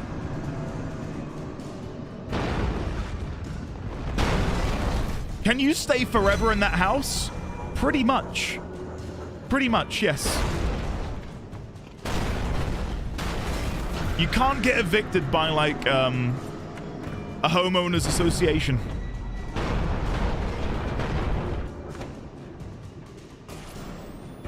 Pick up flare gun ammo. Outside of writing is a struggle. I feel ill. I managed to make my way downstairs. There's a shoebox filled with books and papers by Thomas Zane. It's very hard to focus, but I managed to read some of it. He's a poet, and a good one. He writes of muses and creators summoning fabulous things from a magic lake, using his powers to shape the world of a... Getting a picture of that. That is some important lore. Hold on. He writes of muses and creators summoning fabulous things from a magic lake, using its power to shape the world of a realm of gods and dreams and demons, dark things that wait for a chance to slip through, wearing the flesh of men. This is literally what we're living through right now. I'm going to put this under theories and questions until I can find a proper home for it. Paste. Right, keep going. And dreams and demons, dark things that wait for a chance to slip through, wearing the flesh of men as disguise. Zane writes about himself, his girlfriend being taken over by a dark presence. Did you guys, are you reading what I'm reading? Zane, I'll let him say it. Scared of the lake. Zane believes it's a mirror to the gaping void of darkness above, where some Lovecraftian presence lurks. I crawl back upstairs. I'll borrow these things for my story. They ring true. They fit.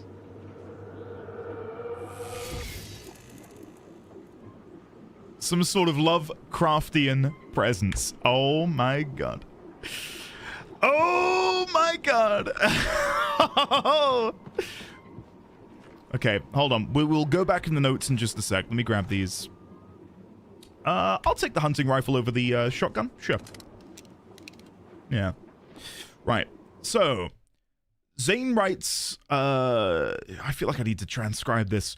He writes of muses and creators summoning fabulous things from a magic lake, using its power to shape the world of a realm of gods and dreams and demons, dark things that wait for a chance to slip through, wearing the flesh of men as disguises. Zane writes about himself, his girlfriend, and then in parentheses, Barbara Jagger, being taken over by a parentheses dark presence. about growing scared of the lake. Zane believes it's a mirror to the gaping void of darkness above, where some Lovecraftian presence lurks. Oh,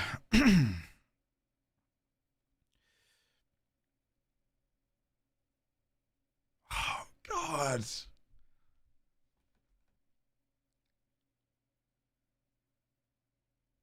I cannot piece it together in my head, because the reason on the timeline I had Alan and Alice arrive at the house in 1970 isn't because I thought they got there in 1970. It's the fact that the house ceased to exist after the 70s, after the volcanic eruption. So for them to have gone there, that moment in time must have been like I don't know. Because what we're seeing here on the screen is him inside of the cabin. Right? We see him muse about these things inside of the Birdleg cabin, which shouldn't exist in 2010, as it ceased to be in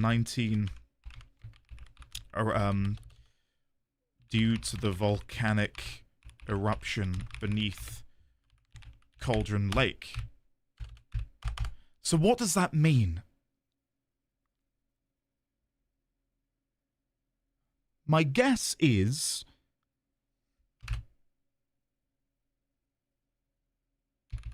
Birdleg cabin does... Okay, okay. Theory 1. Birdleg cabin does still exist. Thomas Zane did live there. Something did happen to Barbara Jagger. Thomas Zane... Again, I'm not saying this is like de facto... More so a theory. Thomas Zane then wrote poetry about his lost love, Barbara. And from that poetry manifested this mythos of the dark presence. Perhaps he used this as a coping mechanism to overcome the grief he felt at her loss. Years later, Alan, amidst a particularly bad bout of lack of self-belief and writer's block, I cannot put a comment. I'm trying to type too quickly. Stumbled upon the works of Thomas and used that to fabricate the world in which we are currently living. The world of bright falls and night springs. That's where I'm at, I think, at the minute. I don't know. Sorry to interrupt again. Don't apologize, Clive. You're fine. You've posted pictures. Let's have a look. Oh my god, guys. We have like the... This means I actually have to... I've got to resubscribe just to go and have a look at this. Guys, we have like the best plot on the server. Wait until you see this. Let me get a picture on. Let me hide this. One moment. So, welcome to our brand new large house in Final Fantasy XIV. That's the view of the front of the house. And this is the view from the house. Oh my god. Clive, you've done that so secretly as well. I had no idea you were bidding. Oh, that house. Oh, that house is great. Yep. I had no idea where it was going to be. Oh god. The thing is, we've gotten a large house, the patch before they introduce the ability to customize the interior size of your home. Same house as Preachers? Oh, look at that. It was meant to be. It was meant to be. From one anime lover to another. Clive, thank you for sharing that. That is legitimately awesome. I cannot believe that that is our FC house, man. That is incredible.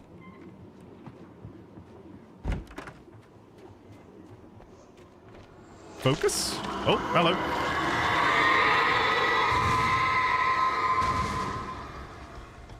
No, before I climb out. Actually, wait, is this the way I need to go?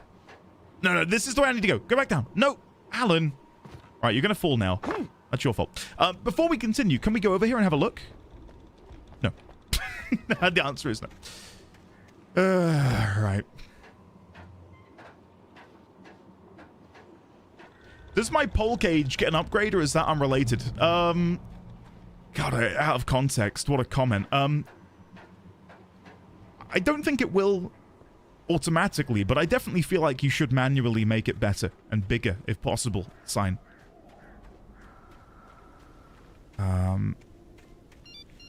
Oh. The kidnapper had sent me a text. The message was full of spelling errors and insults. It was telling me to hurry up. Okay. I can't tell if that's an arrow. It looks more like a smattering. Does it want me to go up here? Okay, that's definitely an arrow. Okay, well now we're getting... Okay, let's see if we hear the breath again.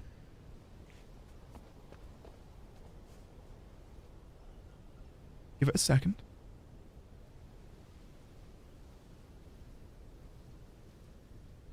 No.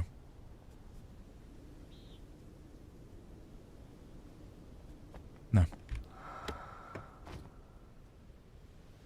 Yes.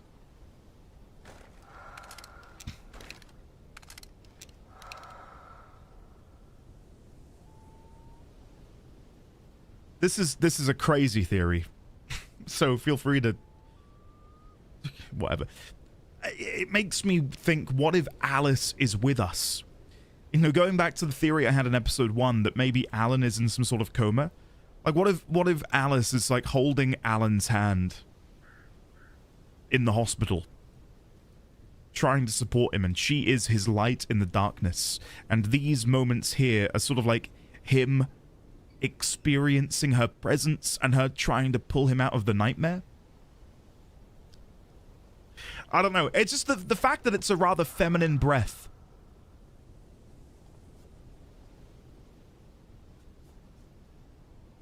Oh, please go again. Do you know what I mean? I don't know. I'm getting a picture. Alice backseating again. I'm just gonna put... Do I have anything for the torch yet? Torch symbol. Is someone leaving these caches for us to find? When we stand... when we stand near one of them, we hear a rather feminine breath? Question mark? Could this be Alice trying to help wake Alan from the nightmare he finds himself trapped within?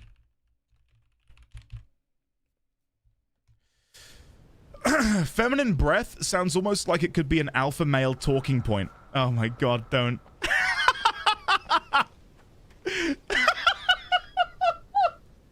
Like one of those alpha male boot camps that people pay like tens of thousands of dollars to attend and just get called like weak. You're weak. And you've strong... You've... I don't know. I don't know. I've not been to one, so I don't know what they say. We killed Andy. That was good. that was good.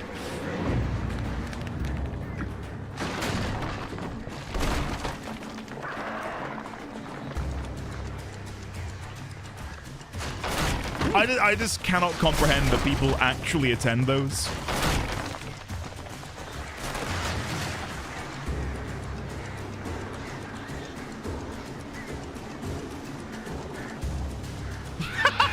Moogle!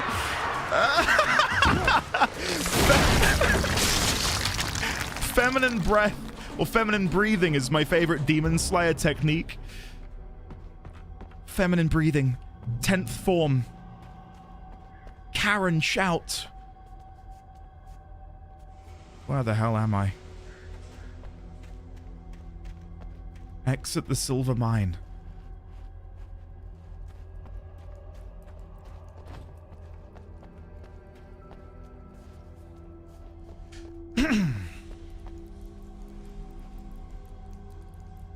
Akima, don't. Seemingly not a weirdo. For people. Oh. The feminine breath speaks to me.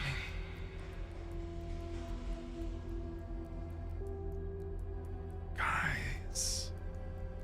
Tunnels go to Cauldron. Alan. Do you like my feminine breath? On your neck.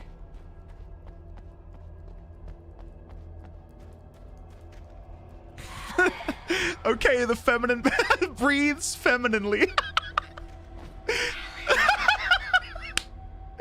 Oh, God. Feminine breath. I'll never live this down.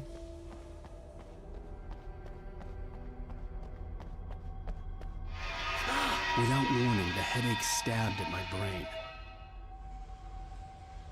Oh.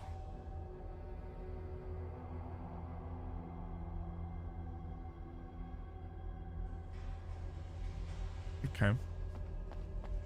She breasted boobily. As a writer, I breathe femininely.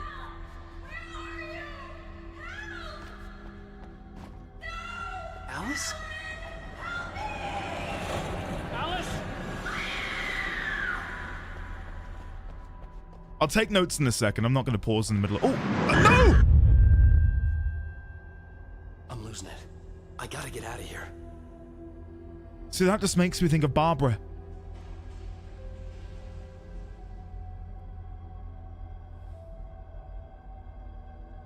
Oh, why? I feel like this is like a Tyler Durden thing.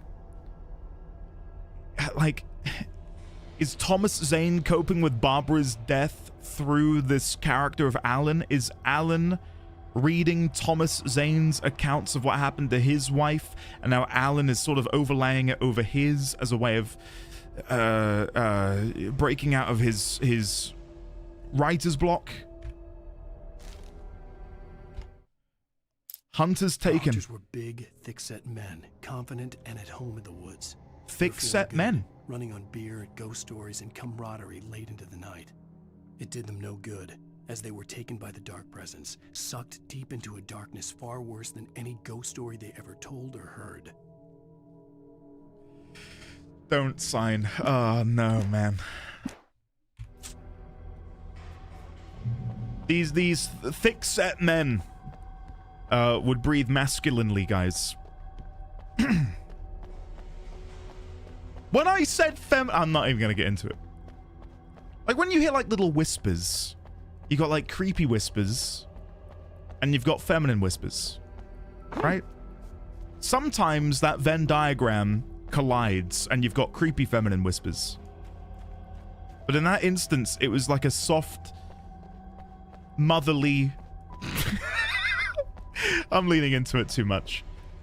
What I meant to say was it could be Alice, okay? Whatever.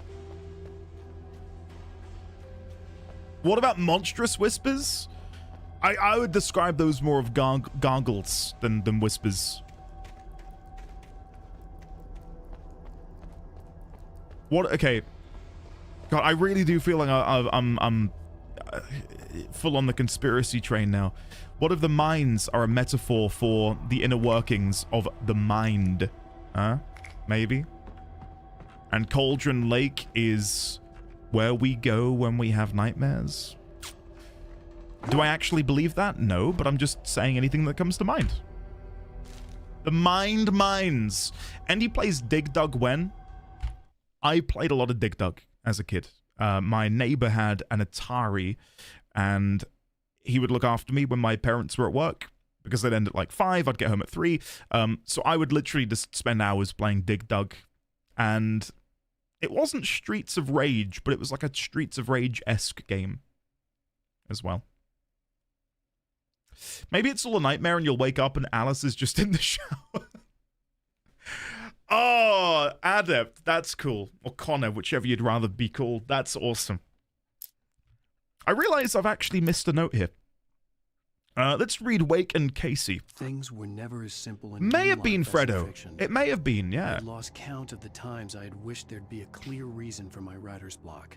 Something to fight. Something to lash out on. There wasn't. I was filled with doubt. I was nothing like the hero in my books.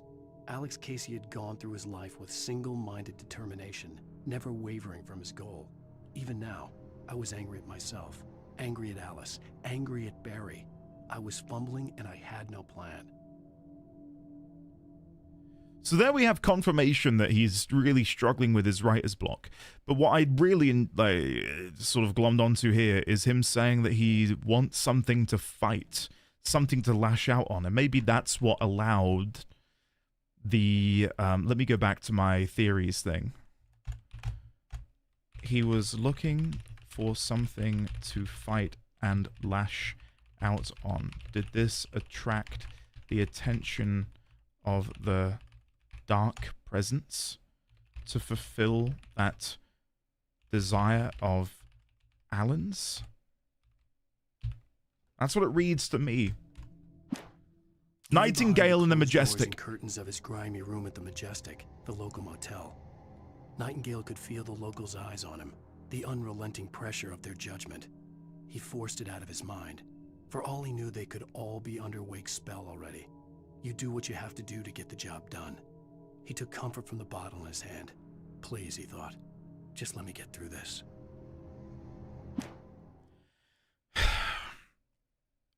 In all of the psychological dream nightmare malarkey going on, did they say he was FBI Nightingale? I don't know if I made a note on what organization he represented. I think they said he was FBI Nightingale. Is it FBI? I'll put that in here. FBI agent. Nightingale and Mott confuse me. My guess is that Nightingale and Mott are like...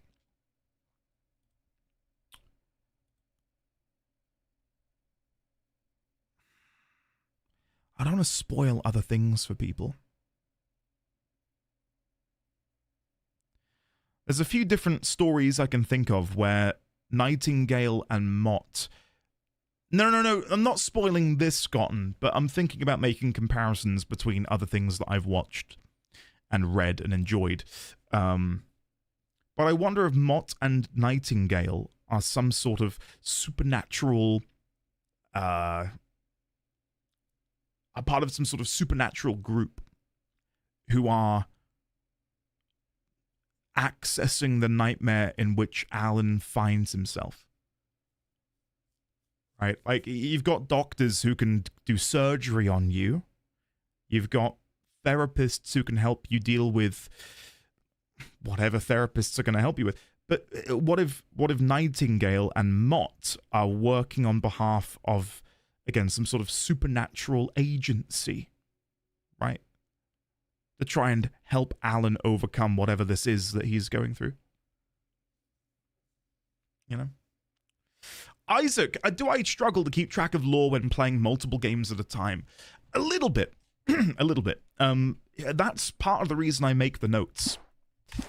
Right? Like, for me, much like when we were all at school and studying and revising and all sorts...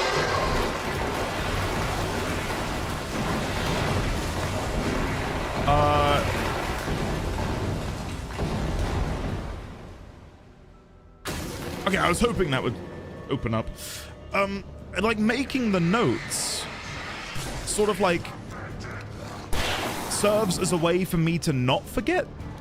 And if I were to forget some things, I can just look over my notes and remember where I'm at.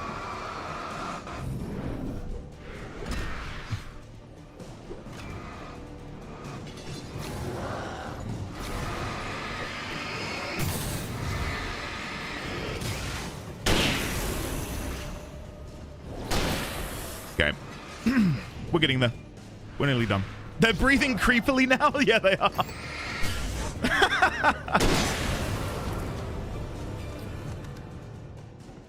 But no, like, when I booted up the game today, there were a couple of things that, I don't know, I was a bit loose on. But looking at the notes, it's kind of like, it just brings it back to clarity for me.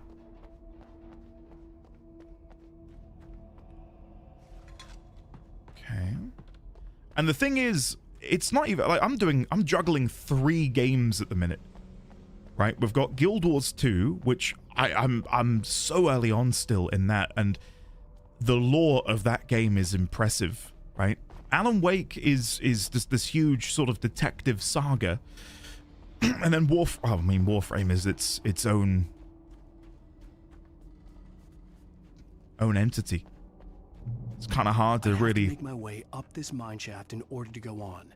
Maybe the machinery could help me with that. Should we see? Move elevator.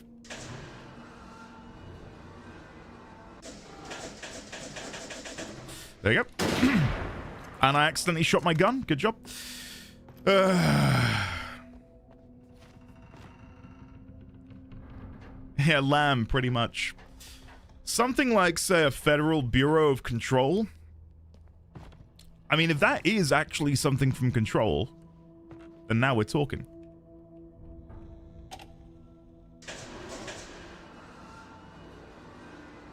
Again, while I did play Control, this, like, I played it at a time where I didn't...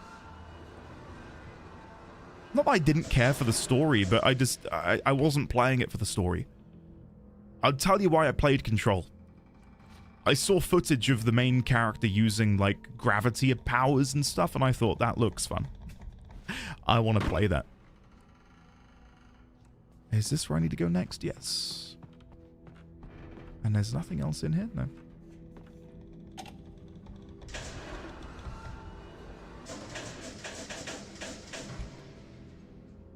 Wait, Andy plays games for fun? I know, mad, isn't it? I think I own Scorn, Stark. Isn't that like the Geiger-esque sort of space sci-fi thriller horror game? Yes, yeah, I own that, yeah. I have not played it though. Right, so now we need to descend the ladder. Can I make it go down here? Kick, right. And then bring it up to the top.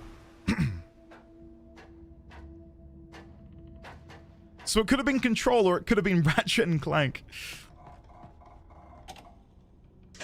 And then up to the top. We should be able to jump up there.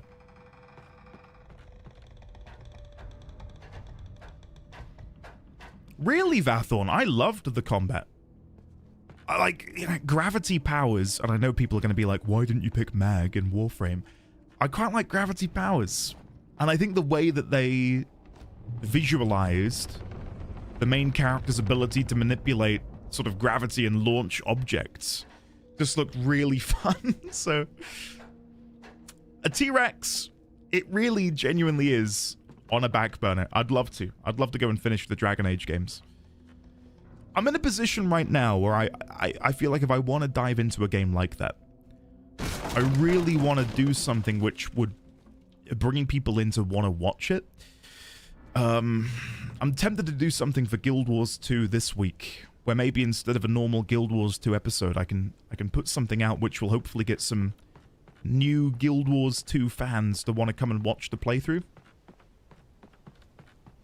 Because it's on a bit of a downward slope at the minute. Unfortunately. Okay, before I climb up, is there anything around the back? No. Damn, okay.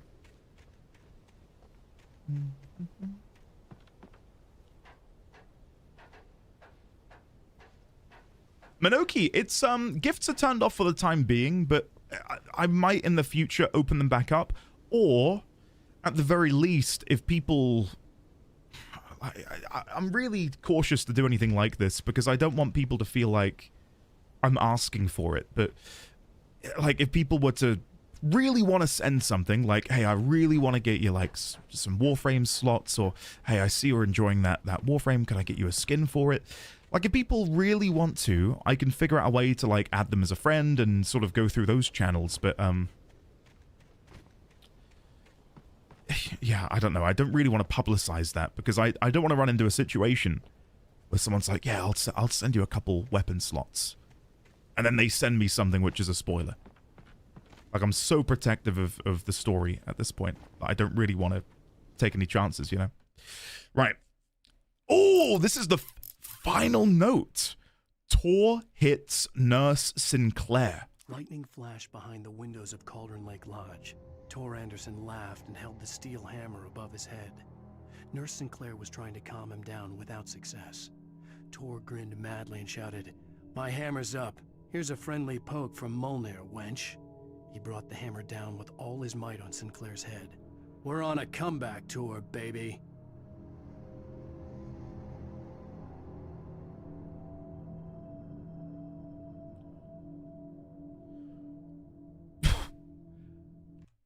What the hell?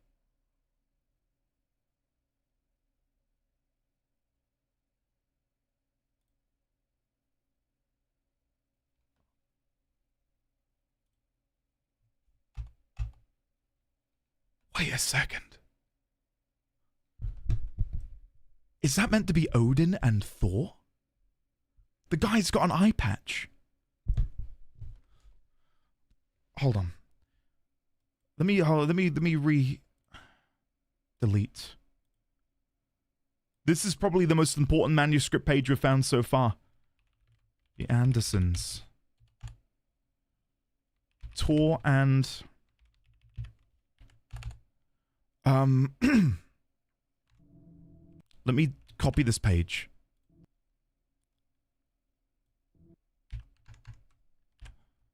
Lightning flashed behind the windows of Cauldron Lake Lodge. Tor Anderson laughed and held the steel hammer above his head. Nurse Sinclair was trying to calm him down without success. Tor grinned madly and shouted, "My hammer's up. Here's a friendly poke from Mjolnir, wench." Is Tor supposed to be... Well, Thor? But you know what I mean. Tor's supposed to be... Thor? WTF? What? This does go back to... God, guys, this is why I'm telling you. You got to pay attention to all of the details. It was back in Randy's... Where would it be?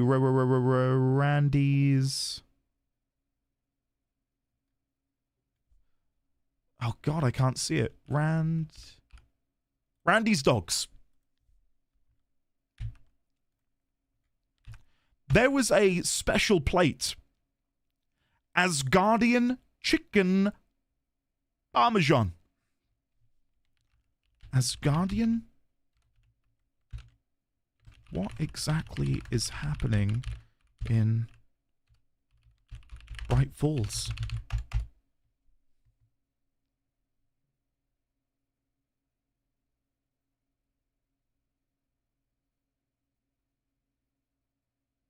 We're on a comeback tour, baby. We know they're a band. Okay. Tor and... sorry.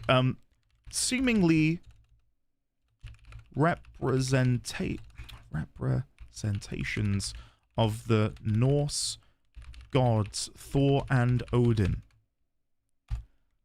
They know about Thomas Zane how do I word this? They know about Thomas Zane.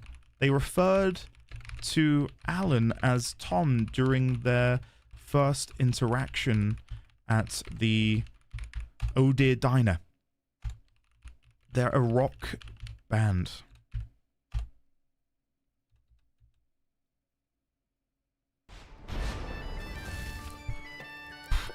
Oh my god, Jaheim! Hey! Thank you very much for the 5 gifted subs. You need to stop, Jaheim. You're too kind. Welcome on in to Malachi, Therian Seaborn, Is Juan 503, Emeraldon, and Rogan the Eternal. Welcome on in. Jaheim, seriously, you're far too kind. Stop being so supportive. Thank you, though. Thank you very, very much.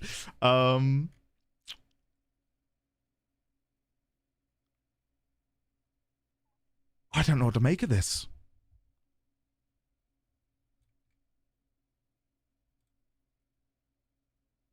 I really don't know what to make. That's proper thrown me. That's really thrown me. What is happening? Ashen Precursor, hello there. Hey Andy, found out about you from your Warframe lore videos, and I just want to say I appreciate the fact that you've been teaching myself and other veterans of the game so much about the game that we never noticed. You've also gotten me excited to pick it back up again, and I even got a buddy into the game. Ashen, that is amazing news. Really, really glad to hear that. Thank you for coming on over here and watching. I appreciate that, Ashen, very much. Something that I've been really, really touched by are the amount of people who keep saying that Digital Extremes needs to reach out to me, or like, we need to get this guy in front of Digital Extremes and all of that stuff. And it's... I mean, I'd love that, but I don't know where, like, what channel I would even need to go through to have a chat with them. And what I would even say, oh, hey, yeah, I just really like your game. Hey, I'm having a good time playing your game. You're going to write an email to them? Do it, Clive. Do it. Should we see if we've got any emails? I've not checked my spam folder. I mean, wouldn't that be a bombshell if I check now and there's something in here?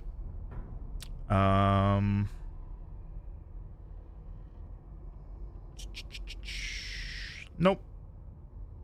Nope. Nothing.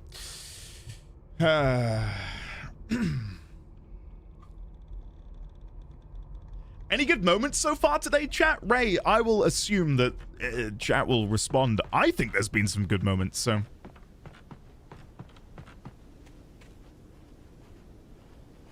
Okay, reach the Mirror Peak lookout. And... there's something... Yay! Bloody hell. God, that scared the shit out of me.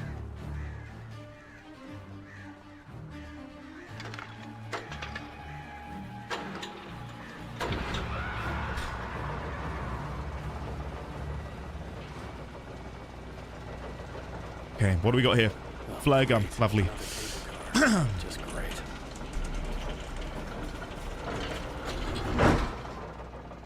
Let's go. No, all I was going to say is I've done everything that I think you need to do in order to maybe get Digital Extremes attention. They mentioned using hashtags, tagging them, and I'm doing all of that on my uploads. So yeah, if something happens, fantastic. If it doesn't, I'm not going to be too upset. Oh, come on. Okay, it's flare gun time. Or maybe... Okay, I dropped my flare. Let's do that again.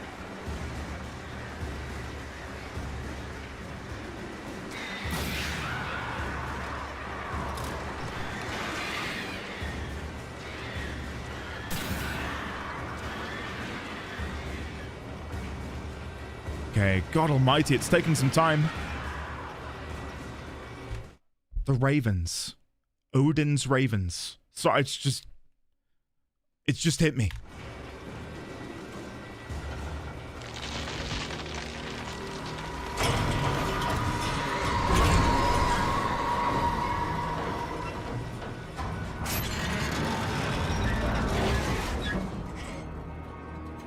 Oh, God.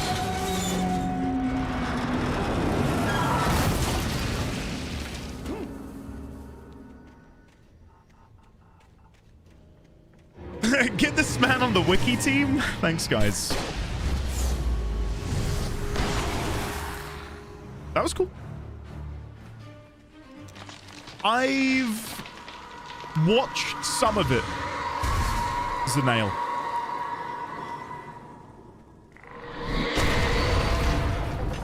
Hello. Shit. I'm really glad to hear that, buddy. Really glad to hear that.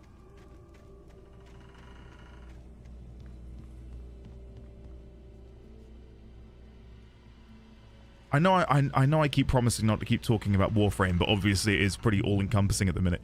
A lot of people have asked me to make lore videos in the future, and I'm not opposed to doing that. But the thing is, like, that channel which I'm uploading these videos to is well, I mean, I could always change the purpose of it, but that would feel a bit weird to do.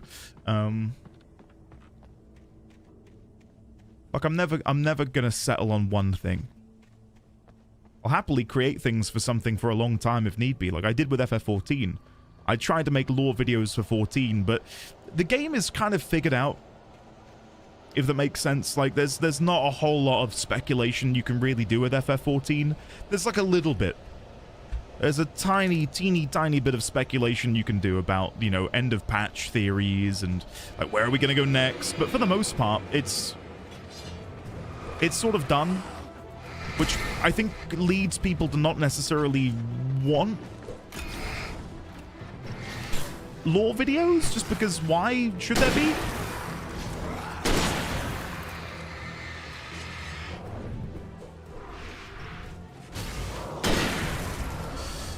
But yeah, if for anyone who's wanting to see what that would look like, I would, you know, urge you to go and have a look at some of the videos I've made for 14 and see what you think.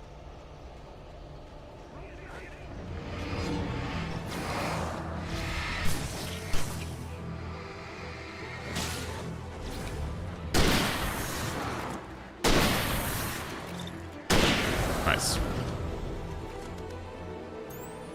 The Masked Philosopher, the Masked Philosopher, it is. Yes, I can see YouTube chat. I'm just not reading it all the time because I've got to shoot these horrible things in the head. Sorry. Hello there.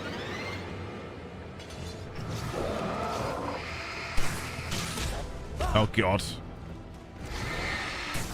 Okay, falling back.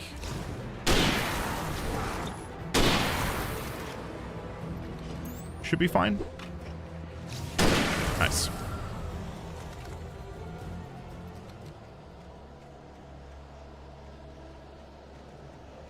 Seek, yeah, I agree with you. I agree with you on that. I do still love theorizing about 14, though. I'm never not going to theorize about it again. I am still all in on my theory in the last video I uploaded to the 14 channel about Meracedia. And I know it's like a joke, like take a sip, but I am unmoving in my theory. I don't see what other direction they can go in. I'm sure there are other directions they can go in, but that's the one that I see as being the most plausible. Even if that does sound silly. Right, what do we got here? Cauldron Lake, the 8th deepest lake in the world. That's interesting. Cauldron Lake is a caldera lake formed in a volcanic crater. The volcano itself could be considered to be active, but it has not erupted since the volcanic earthquakes of 1970, and even then the underground activity was comparably mild. Despite some property damage, there were no casualties.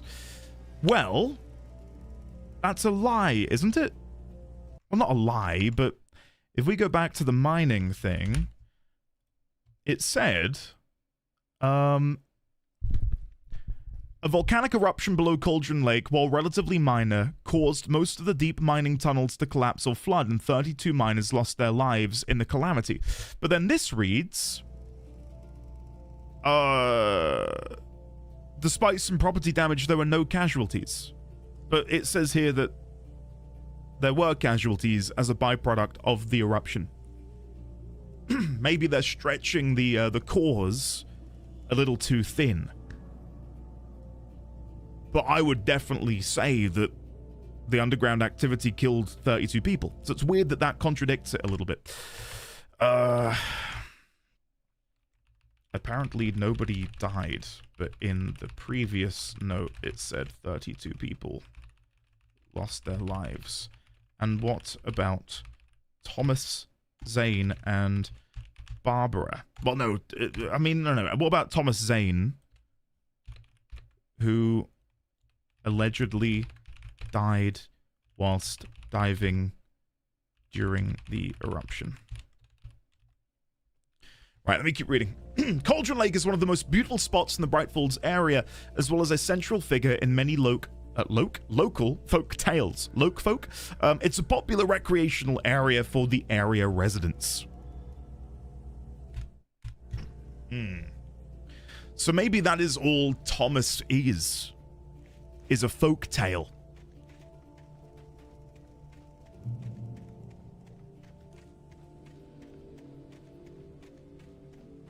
This reminds me of that one bridge from Dark Souls 2. I am not getting over here in one piece, am I? Let's see. Okay, yeah, this is Dark Souls 2. Go on. Grab onto the rope again for that real Dark Souls 2 experience.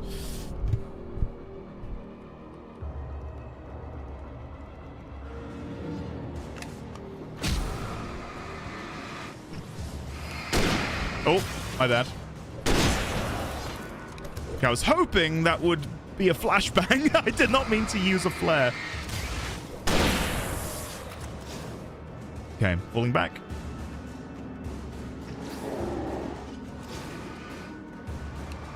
One moment.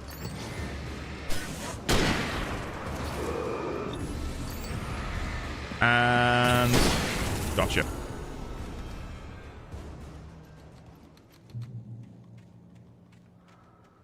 Hold on. Catch up on chat. I missed a few messages. Sorry, guys. The Masked Philosopher, thank you very much. I appreciate that. It's very kind of you to say.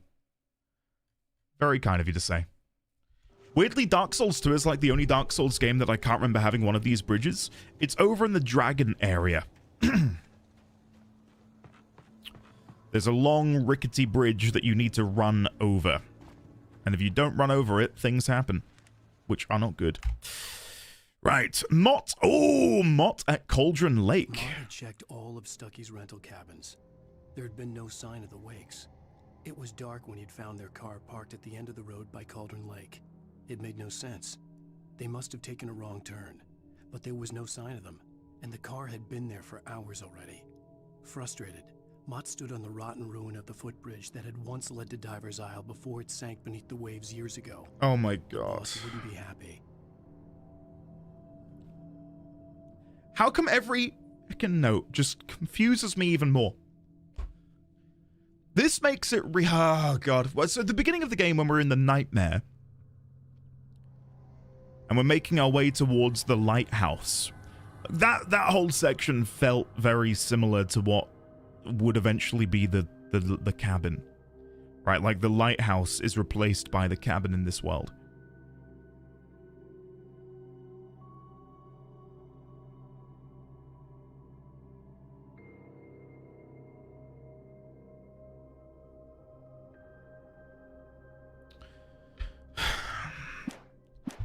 Well, it's such an interesting premise, though, playing a game where the main character, who is the eyes and ears through which you experience the game world, is not only an unreliable narrator, but is very clearly in the throes of some sort of mental crisis. Like, what do we believe? What do we dispel as being bullshit? It's impossible to say what is true, what is false, and trying to piece together what is fact, what is fiction, which, you know, there's certainly something to be said there, considering he is a writer himself. Kick. There you go.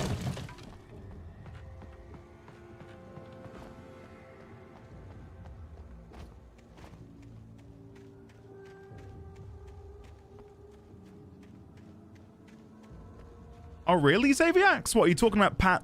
Is it Pat plays games or talks games? I know who you mean. He spoiled Bloodborne for himself? Why would he do that?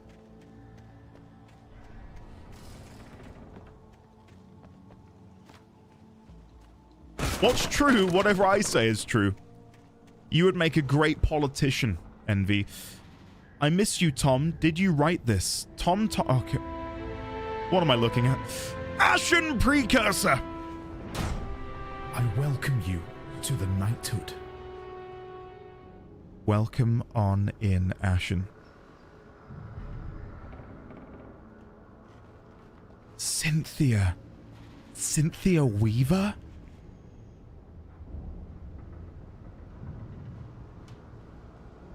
What the hell is Cynthia Weaver doing leaving these notes?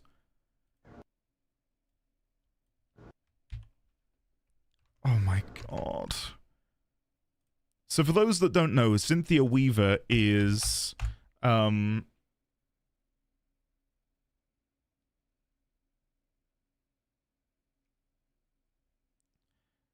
don't know why it says crazy bag lady. She's the one with the torch, isn't she? I'm confused by my own note there. Why would he say crazy bag lady? Cynthia Weaver's definitely the lady with the torch that we met at the diner, right?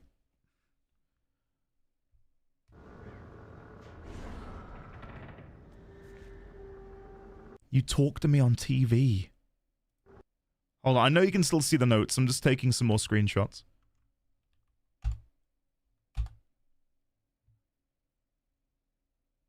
Right. She's the one who mentioned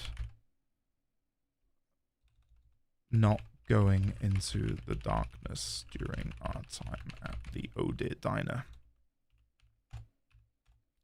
I probably have notes on her in here then. That's reassuring. Maybe I put them under Alan Wake. I'll have to find where I've put those. Rose. Cynthia. It's strange that I wouldn't have made a note about her.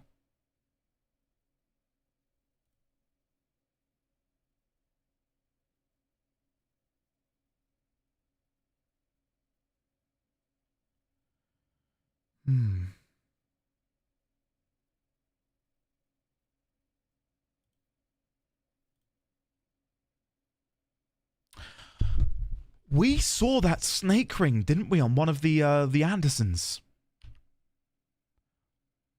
Hold on. On Thor's hand, or on Thor's finger, is this snake ring. Which of the many worms and dragons in Norse mythology might this represent? Could it be... It's Jormungandr, I think. The world serpent.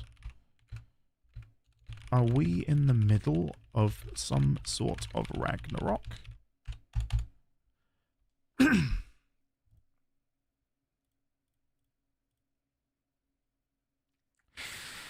Bright Falls? Maybe it's in here?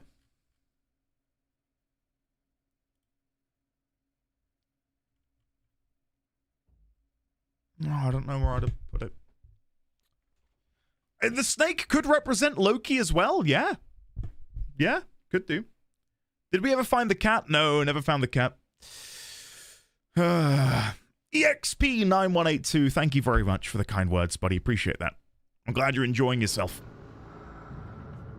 Tom.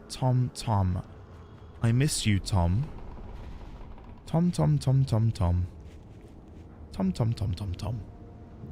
Tom? I curse you, Thomas Zane. I miss you, Tom. Did you write this?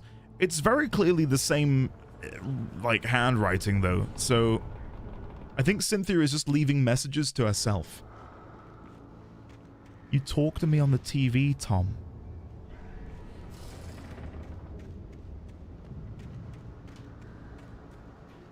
I don't want to be in here anymore. I want to escape.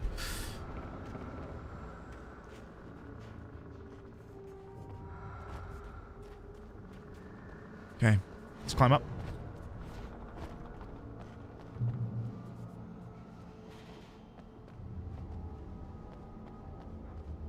Masked philosopher. I don't know why I'm struggling to say philosopher today. Masked philosopher. Something about those two words next to each other is throwing me. Yeah, I couldn't agree more. Could not agree more. I think we are truly living in the golden age of video games at the minute. And the Golden Age has, in my opinion, probably been here since early 2010s? Maybe? I just feel like some of the experiences which we have been treated to in the past 15 years, you know, in the video game world, have truly turned things up a notch. It is incredible the kind of experiences we can have nowadays.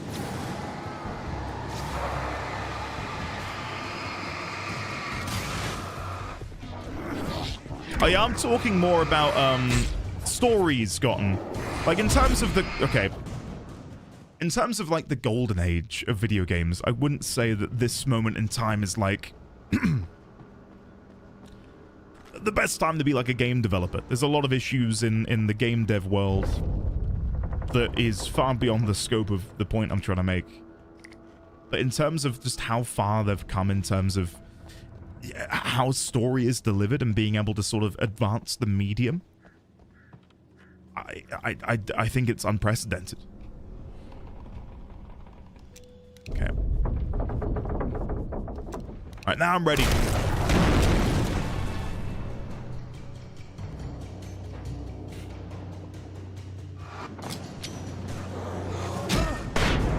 Nice. Okay, much better. I didn't mean to light the flare last time, and that completely threw me off.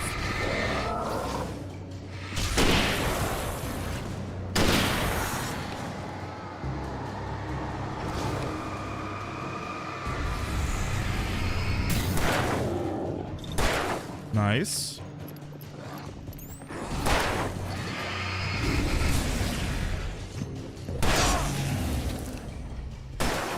Okay, one more. Nice. We got them. Apparently there's an actual story to Arc Raiders, which, like, I'll admit, I wouldn't be playing Arc Raiders for the story. Like, I really like the gameplay loop of it, but, like, if there's actually a good story in Arc Raiders, that could be fun. To sort of pick apart what's happening there. In the game, Arturel, none of that's okay. Because at the minute, I'm very much in the throes of just throwing out random theories. But maybe when I'm caught up on the Remedyverse, we can have like a spoiler-free chat about all of the different theories and stuff.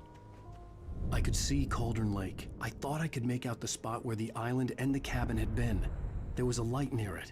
It had to be a boat. Okay.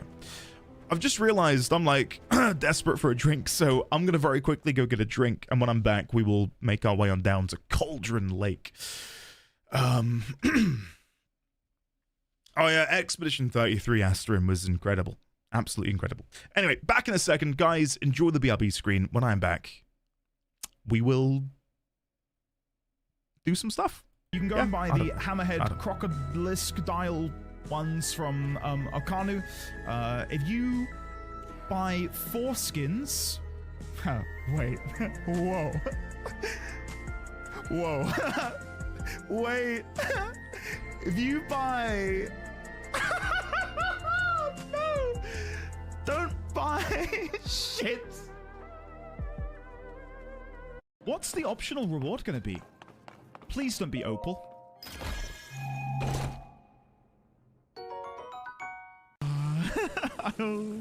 Okay, chat, look, to make up for it, I'm gonna do this one in one. Ready? Boom.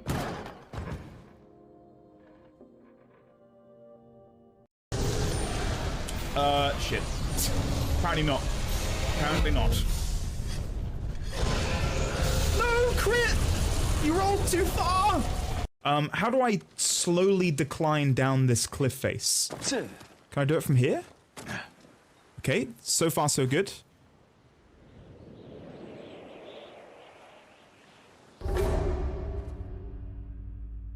Good luck, moderators. Deal with the horny. They're coming. Oh, wrong word to use. What? grow it.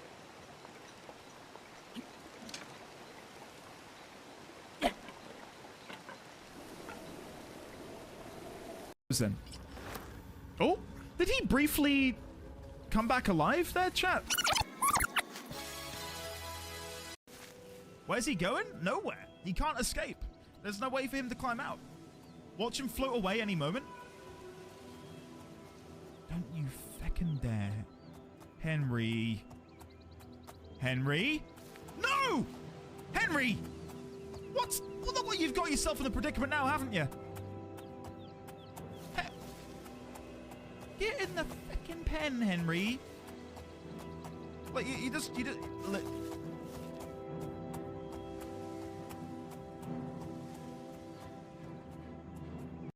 wait, where are they? Where are the bad guys? It was at this moment that he knew. He fucked up.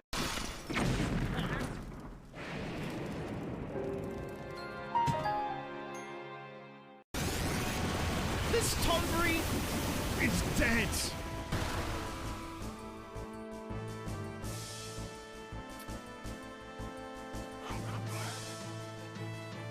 What? Yeah, I'll do that, because that'll give them disadvantage.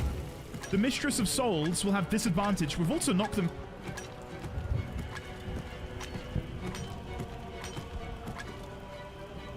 Behold! My fury! He has no power. Lae'zel? Let's move. Lae'zel is cheese! Lae'zel is cheese! Where is she? Oh my god, Lae'zel, no! I'm still trying to find this thing with the crown of bone. Unless I've, like, totally missed it or misinterpreted the riddle.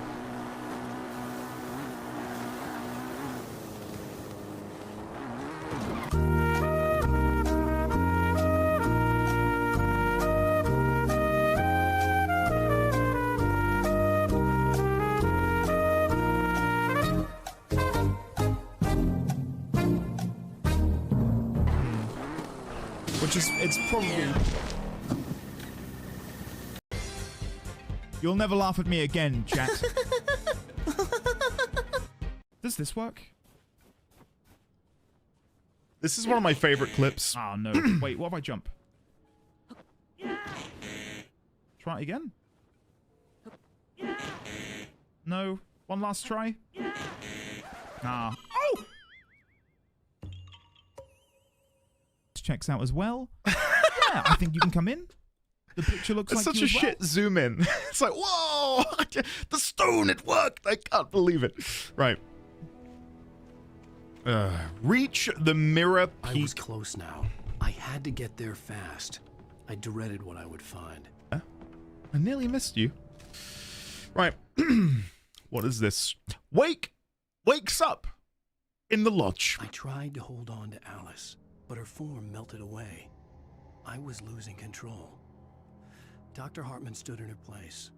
I wanted to hit him, but my arms were jelly. He smiled. It was a reassuring smile, and I hated him for it. I had to give you a sedative. Don't fight it. You went through another rough period. Right now, it's very important that you stay calm. We don't want you to have another episode. You're a patient at my clinic. Have been for a while now.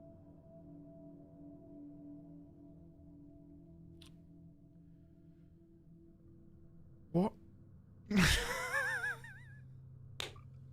What? Okay, now I'm just thinking about Shutter Island. Oh my god, yeah, the Shutter Island comparison is so good. Hold on. Let's go down to theories and questions. It'd seem Alan is a patient at Dr. Hartman's clinic and has been for a while. What the hell is going on?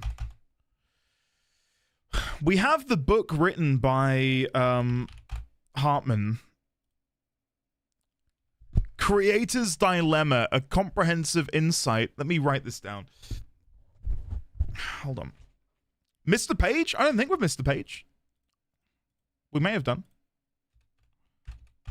So, a comprehensive insight to underlining the mysteries of creation and creativity. Too many IVs there. Creativity. Dr. Hartman. Dr. Emil Hartman. God, it says something at the bottom. A fascinatingly... Oh, God. I can't.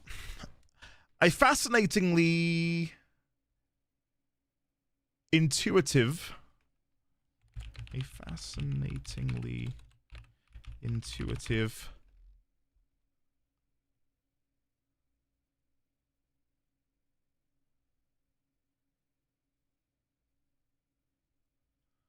I can't tell if it says estimation or culmination. I think it's culmination. Fascinatingly intuitive culmination of the ebb and flow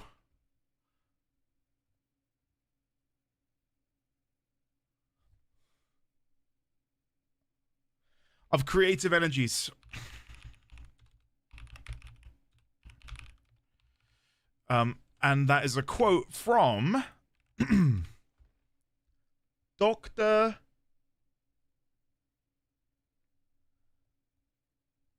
Felmore McGreening or something? Oh, you can't see!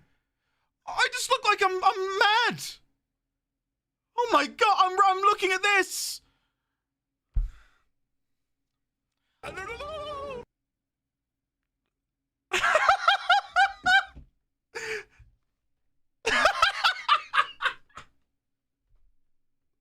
Oh, that's so embarrassing. He was reading the scratched writing under your desk. Oh, for God's sake. I thought whatever. A fascinatingly intuitive combination of the ebb and flow of creative energies. I can't tell what name it is. Dr. Felmore McGreening? I don't know.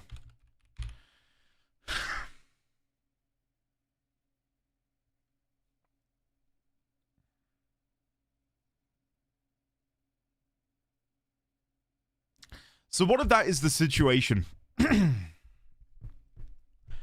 Like, what if we've come to Bright Falls in order to attend Dr. Emil Hartman's clinic and try and break free of whatever is happening in Alan's mind?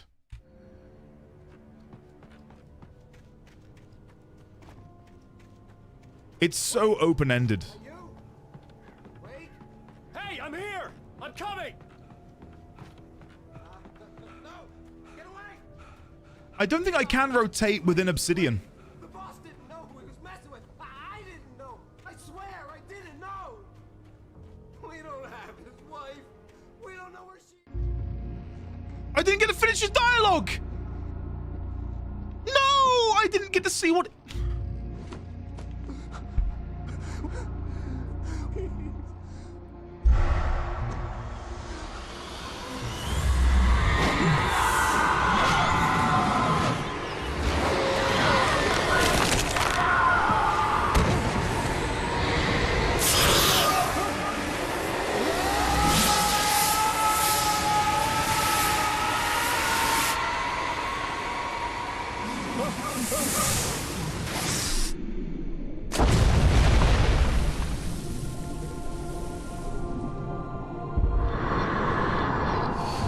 Okay, Diver's Isle.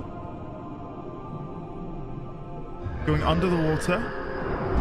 It looked like something had her. Like something was grabbing her down as if the dark presence was personified.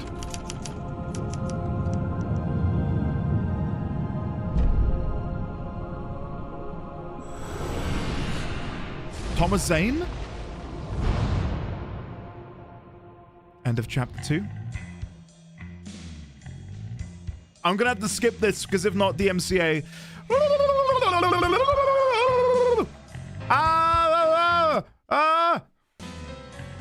Previously on Alan Wake. I'm hunted by the law. Sheriff, Wake's running. I'm giving chase. Are you seriously telling me that Ryder just took out my deputies? A thriller I supposedly wrote is coming true. The genre of the story seems to be shifting. It's turning into a horror story. Thanks, guys. Alice had been kidnapped. Thank you. But that was a lie. We don't have his wife. We don't know where she is. Her purported kidnapper was eaten up by the dark presence before it attacked me.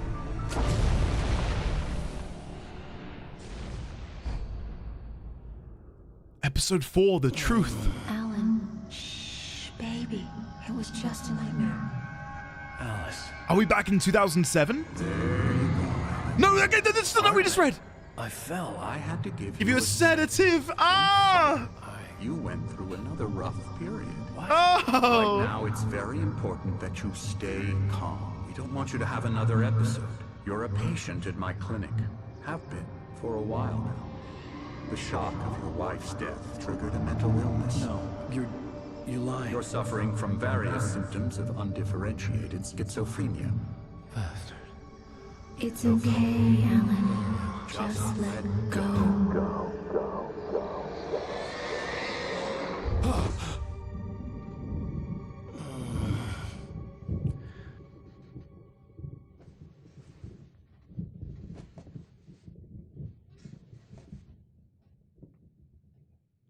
I felt groggy. Whatever Hartman had bumped in me was making me numb. I felt like this was happening to someone else. Someone I was watching on television. I couldn't think. Couldn't focus. So the tack on to the bottom of that theory then here, and has been for a while, he later explains that we are dealing with undifferentiated schizophrenia in the wake of Alice's death.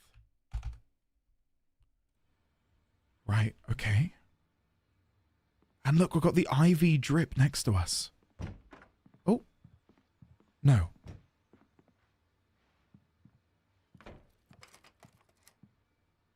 Good evening, Alan. Are we feeling better now? This is incredible. Calm?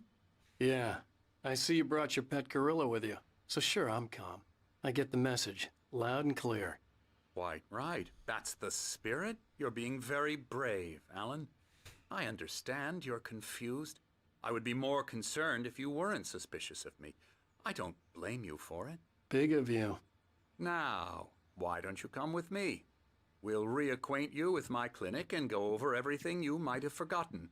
Little walk and some fresh air? Yes, it will do you good.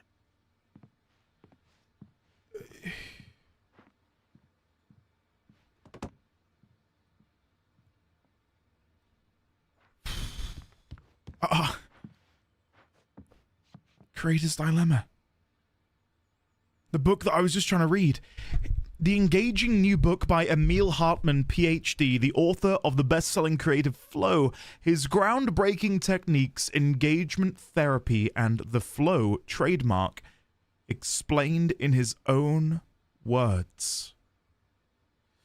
So that's some additional knowledge on Emil that we did not have before. And I'll put that in his tab. So it's different to what the book cover says. Engagement, therapy, and the flow. I wonder if engagement therapy is this sort of way of suspending you into like these dream states. And there you go, I did make the notes. Emerson. Wake. Emerson. Do we have a note on Emerson? For some reason that rings a bell. Emerson. Missing people posters?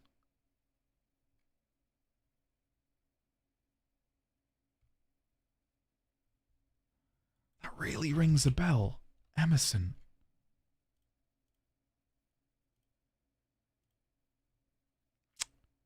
I don't know. Can I go in? I can go in. Night Springs, the video game by Remedy. Hey! Okay. Night Springs, the video game. Death Rally. Is that like an old Remedy game?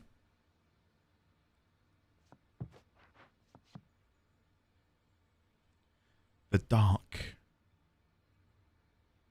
So this is showing the gameplay mechanics of Alan Wake.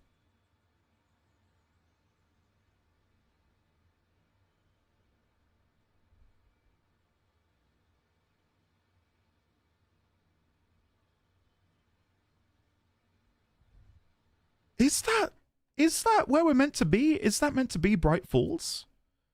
We have a map that we can compare it to.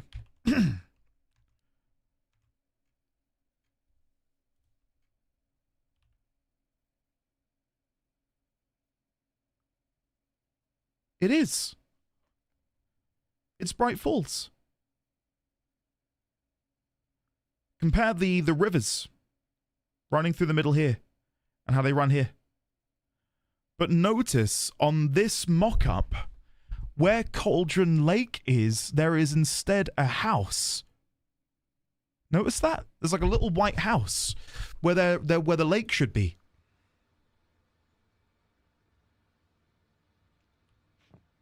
What the hell is going on?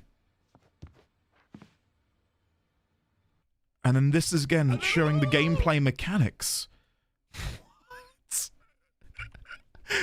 This game is crazy. Let's go back here.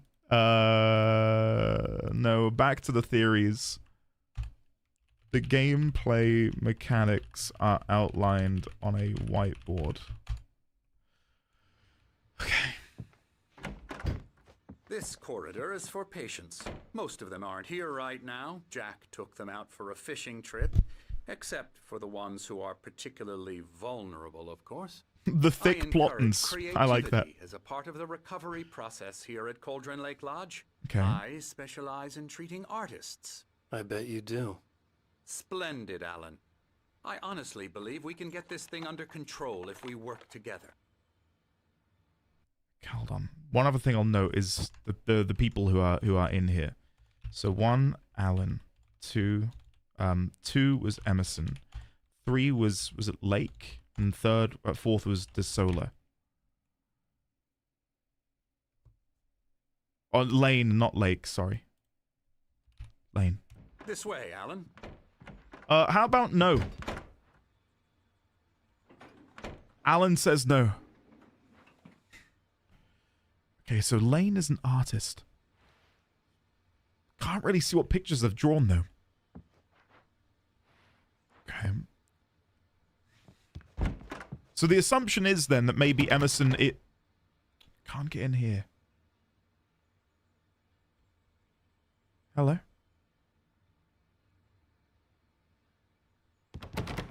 He put his hands on his hips and it scared me. Oh, and Anderson! Can we go in here? So is this Tor, do you reckon? Look, the Viking shield! Look at them! Oh! What the hell is happening in here? Guys, what? What is going on? Oh my god. So number 5. I'll put the Andersons, but then change that to Anderson. Like so. Anderson's room has a bunch of Nordic, or shall I say Norse paraphernalia. There you go. Is that a snake on the shield? It looks like the world serpent, or some sort of worm or dragon, yes.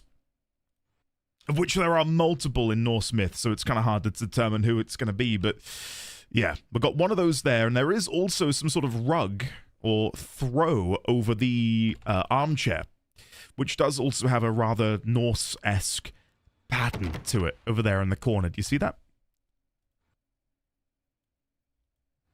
Now, I wonder if this is Tor, because Tor's the one that's come up in my writings before. Okay.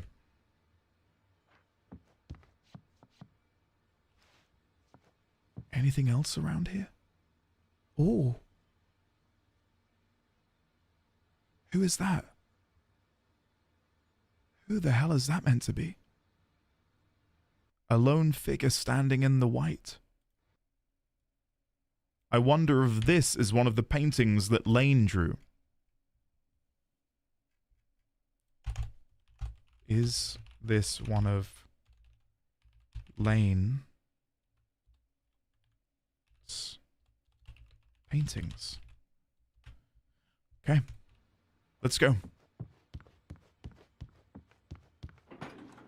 Now, Alan, from past experience with you, I know Okay. I need to get right into the heart of the matter as quickly as I can after an episode. Sure. So I'm just going to say this. Alice is dead. No. You're in a very vulnerable state until you understand and accept this. Alice drowned, and you couldn't face that. You're suffering from hallucinations, paranoid delusions, unusual thinking, an obsession about light and darkness, a feeling that everything revolves around you, your thoughts and dreams. Your mind has constructed an elaborate fantasy scenario in which your writings are affecting reality. She has been kidnapped and supernatural forces of darkness are trying to stop you. We go this way, Alan. I wasn't ready for another shot, so I went along with it. He had to be lying. But under the influence of the drug he had given me, I had to fight not to believe his words. It's all in your head. You've been making it up. Apart from the tragic accident with your wife, no one has been killed. Your delusions are just a manifestation of your subconscious mind trying to protect you from the too painful truth. Unless we fight the fantasy, it will return. I know the instinct is to resist me, but think about it. Doesn't this make far more sense than the insane supernatural conspiracy you have concocted in your mind? You're a skeptic by nature, Alan. We both know this. Everything can be explained logically.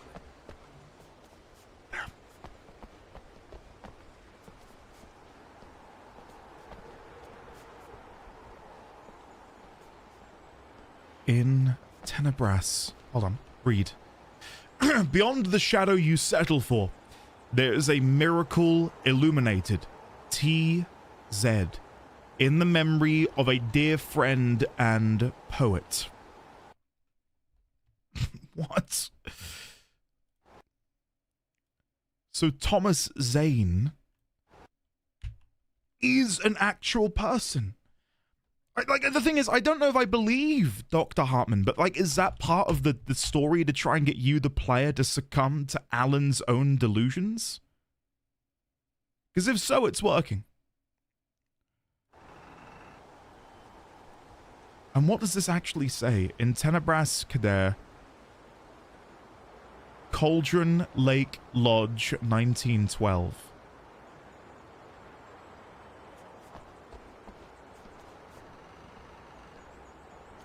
Oh, 1812, sorry. No, oh, no. 1912. Okay, I was going to say. I never get tired of this view. Very inspiring, isn't it? Cauldron Lake spread below us. I could see Mirror Peak on the other side of the lake. I thought I could make out the spot where Diver's Isle had been when I arrived with Alice. Now there was nothing but waves. It seems there's a storm coming. Funny, I don't recall there being a mention of that in the weather forecast. Is this going to be Tor? Well, no matter. This way. Follow me. Hold on, I need to translate this. In Tenebras... And what I'm telling you is good news. Right now we're in control. Every time you have a relapse, it gets more and more difficult to resurface from the dark depths of your imagination. Not surprising, considering your profession. Imagination is what you work with.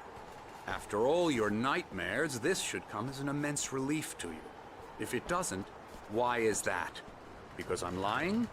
Or because you don't want to admit that you're not Tenebras is darkness, but I don't... It's very natural for you to think of Darkness me as your Fall. enemy.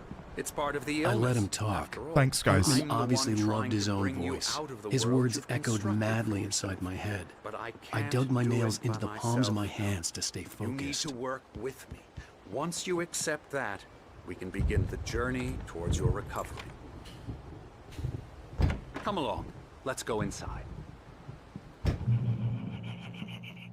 Who's that? Hello, are you okay? Oh.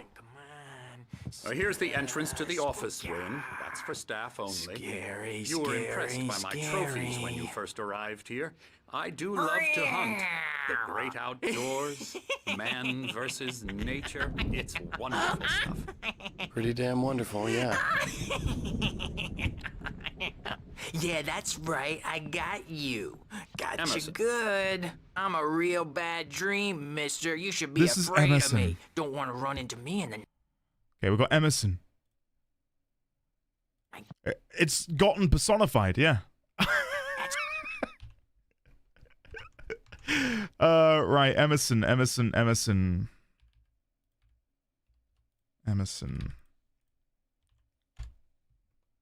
For sure. Please, Emerson. Mr. Wake is confused enough as it is. Yeah, you'd like me to go away so you won't be scared. But you can't just decide what kind of dream you have or when you have it. Emerson. Okay. Sorry. Boo. That's Emerson. We're actually making some progress with him, I'm happy to say. He works on Elbow video strike. games. Ooh, yeah. It's trash, of course. It's but trash. It does Get him involve to some the head. small creative effort, which makes him receptive to my therapeutic methods. No kidding. I'm loving this. For the record, this is a twist that I'm not going to say I didn't see coming completely, because we had the theory that I was in some sort of coma and maybe Alice was there, but like this is like I maybe had 0.1% of it. Hartman I had never would mentioned have the guessed. power had been acting up. Maybe that was the reason for the generator and the work light on the balcony. The generator hadn't been activated, and there was no key. I know I'm not meant to be up here yet, we're meant to be elsewhere, but I just can't resist. So that's where we came from. Wake Emerson. Right, what do we got over here? Another QR code. Can I turn on the TV? No. Okay. A lone warrior astride a steed. And another one over here, but this one bathed in white. I'm curious to see if the book titles are the same. Yeah, they are. Okay, let's get the QR code. Now, this does involve a little bit of... Hold on. I need to take the picture on my phone, get the link, then I need to share via Gmail to me. Hold on. Now that I've sent it, I have to go... I got to go over here. Get the email. For anyone, by the way, asking in the YouTube chat, because I think we had a few people in the past couple minutes, if you go to the posts tab on YouTube, there is a schedule over there. They will release every weekday at 18:30 GMT. Okay, got that. Let's go back over here.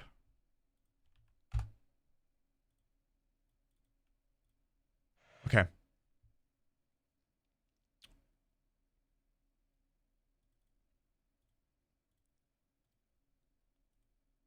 Here we go.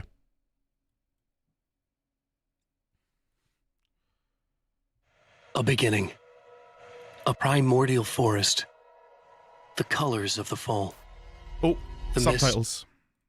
There you go. Sorry. A beginning. A primordial forest. That's not English.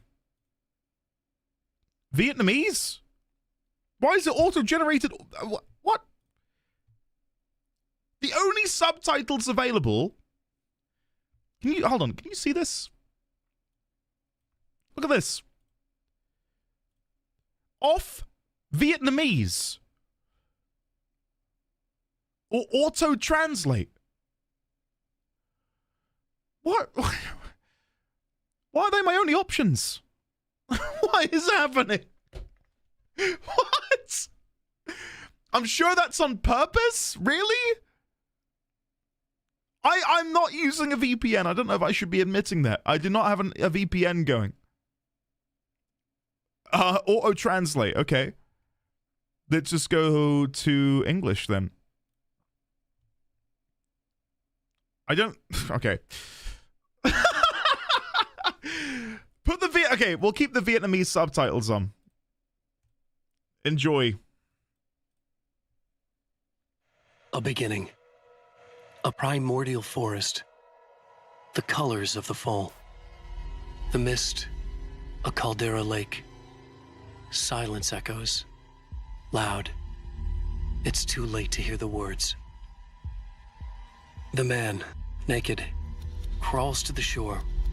Like a birth? Need for Speed World Events? What is happening? What are these subtitles?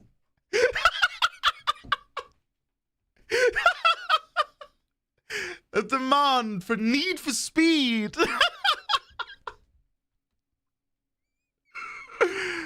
Oh my god. Is this an ARG? Don't. It could be. It very well could be. To say that would be a lie. Nothing like a birth. The opposite.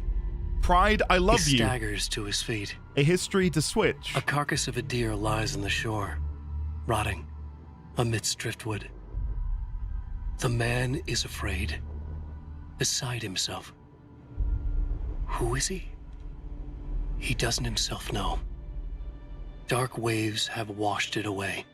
A blank page where this horror story will be written. He remembers darkness, feels the shadow pressing down on him, coming after him. He must get away. He runs to the forest, to a fate worse than death.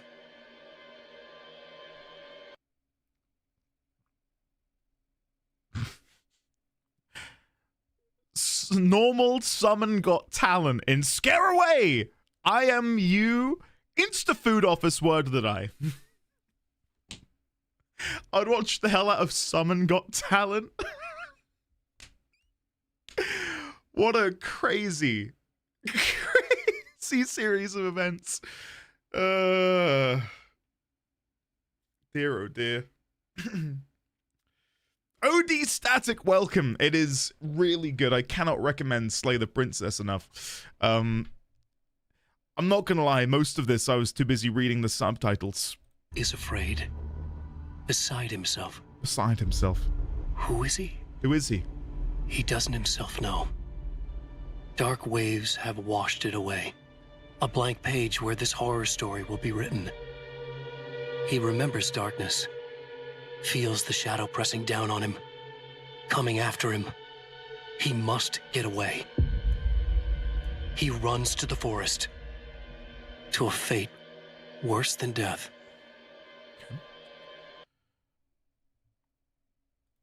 Sure.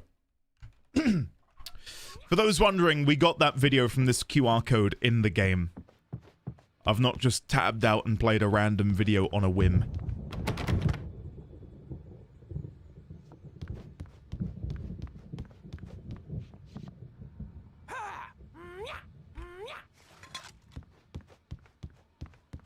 Okay.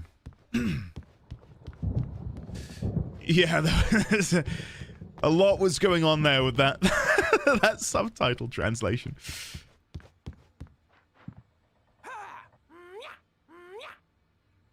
Why is she frozen? Like she's not moving a muscle. Oh, no, she's back.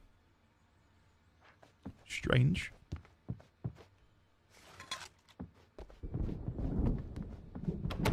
Can't go back outside either. Okay.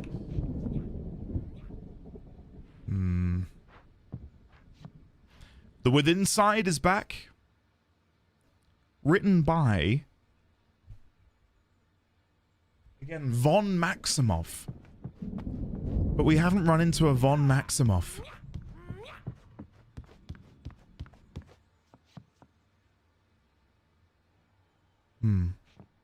Okay, before I follow him, let's see what's... oh, who's this? Is this going to be, Lane? I think Lane was the artist. Oh, hello. I've painted you. Okay. I was just struck by inspiration a couple of days ago. Dr. Hartman wanted me to paint landscapes, and that's what I was doing. But now I've been doing these things. A lot of them. The images just keep coming. Dr. Hartman likes them. He has them in his office. Yeah? He's very proud of me. He says I'm getting much better. I think I'm getting better. I'm impressed that you've got yellow paint on your brush and... I guess I'd better start wrapping this up. The storm is almost here. Look at that. I'd hate to be out there tonight. Any more? I love that we can see the Andersons in here. The Thor, who apparently wields Mjolnir, is using a squeaky hammer. So maybe in Alan's mind, because he reminds him of Thor, and the other guy presumably reminds him of Odin, seeing as he's missing his eye, that is what manifested them as these Norse gods in this world?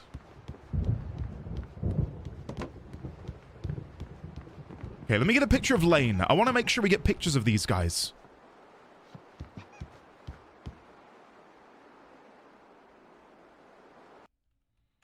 Okay, so this is Lane. I don't know if I made him his own note yet. Let's have a look. Let's have a look. No, so Lane... The picture he drew of Alan. All right. Who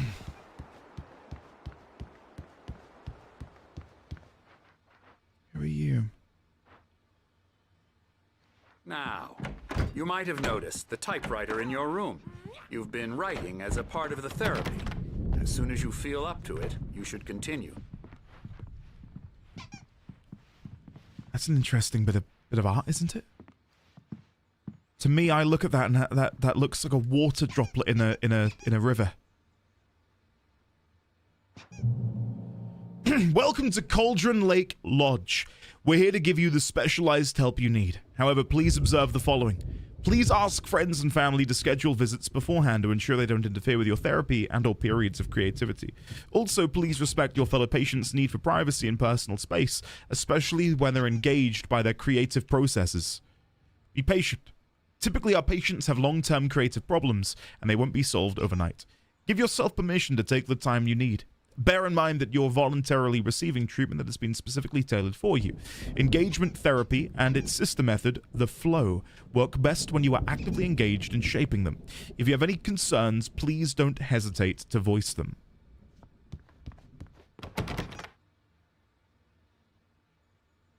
Okay, so there is a page in there. So I'm guessing we can open this door later. Okay. My rheumatism's killing me. There's a storm coming. Oh, what a storm. I hope it wipes this place off the face of the earth. And these two are the Anderson brothers, Odin and Thor. They had a... how should I put this? A heavy metal band in the 70s and 80s called Old Gods of Asgard. They even adopted new first names to complete the image of Viking gods. After the band broke up, they lived on a farm nearby.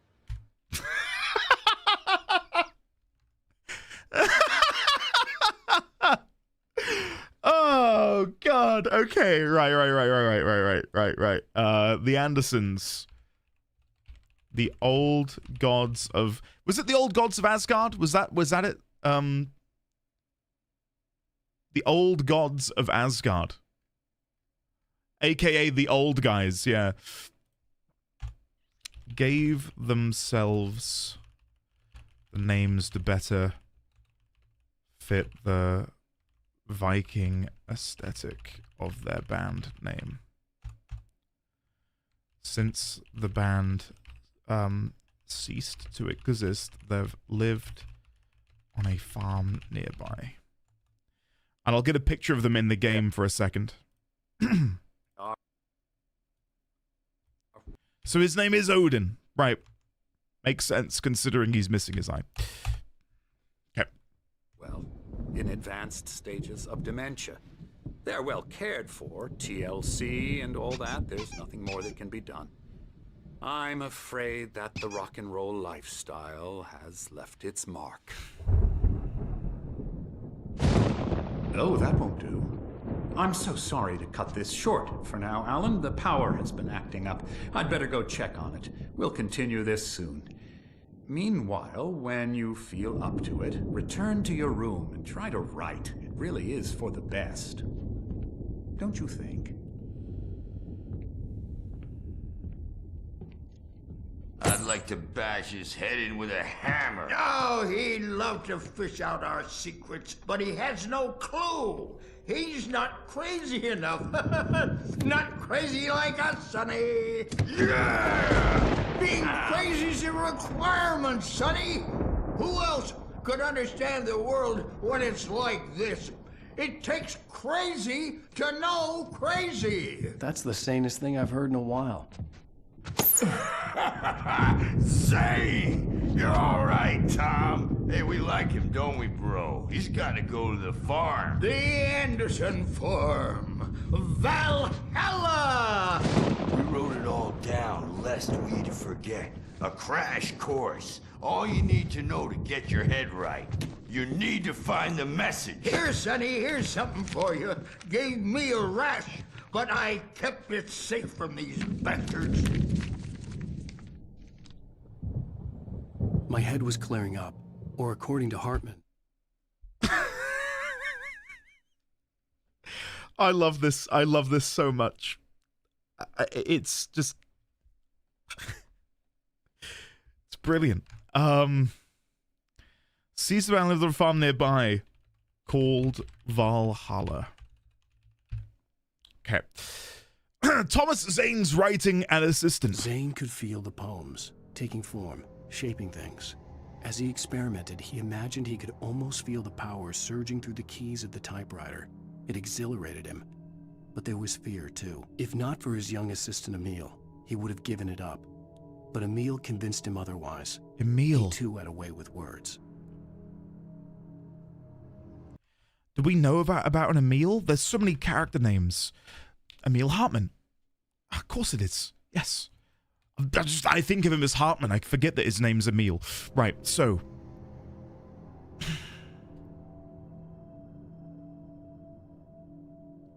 So the presumption here is that... Oh my god. I feel like I keep... like, the road is never ending. My mind is just broken at this point. So if we go back down here to our theories and questions... Where did I put the sundial?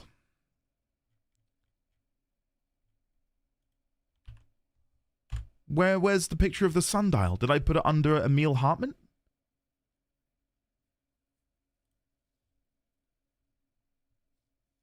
Did I put it in here? I don't know where I put the picture of the sundial. Did Hartman, once upon a time, work alongside Thomas Zane? Okay. I was sinking back into the fantasy. I was convinced he was lying to me about everything. Crazy or not, the Andersons made more sense. Tom, you got any booze on you? Yeah, no. We have a stash of the special stuff at the farm. Our own formula. Local ingredients. Medicine clears your head right up. Makes you remember like moonbeams on the brain. Oh, I just noticed. Leather patches on the elbows? That's not very rock and roll. Tom just lost is all. Baba Yaga got to him too, the damn witch. She used us all. Taken from all of us. Took my thunder, the witch. And my ravens. What were they? Memory and thought. Okay, hold on. I just feel like we're being delivered bombshell after bombshell. So I wonder if Baba Yaga... Is Baba Yaga the old lady we saw when we first arrived at Bright Falls in the back of Oh Dear Diner. She apparently stole Thor's thunder and Odin's raven's memory and thought. Could she be the one wielding the dark presence for her own ulterior motives? I feel like I'm just as crazy as She took Alan. something from you too, didn't she? That's what she does. We're better off. This place, the lake, it gives you power. If you're a creator, an artist, God. Nightmares shifted in their sleep in the darkness of the lake. Nightmares shifted in their sleep in the darkness of the lake. Maybe this is one of their songs. Yeah, that's the one. She makes sure it comes out twisted and wrong. Just ask the lamp lady. She knows what happened to that other rider. She's been using you, boy, and you let her. You went and opened the door for her, didn't you? Now, it was already open a crack. And whose fault is that? We're morally corrupt, disease-ridden, old and stupid. Doesn't mean he had to open it all the way, goddammit.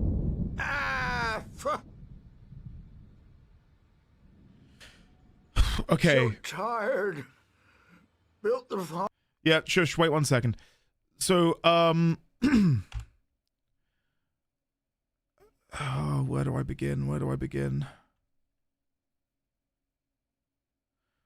Where do I begin?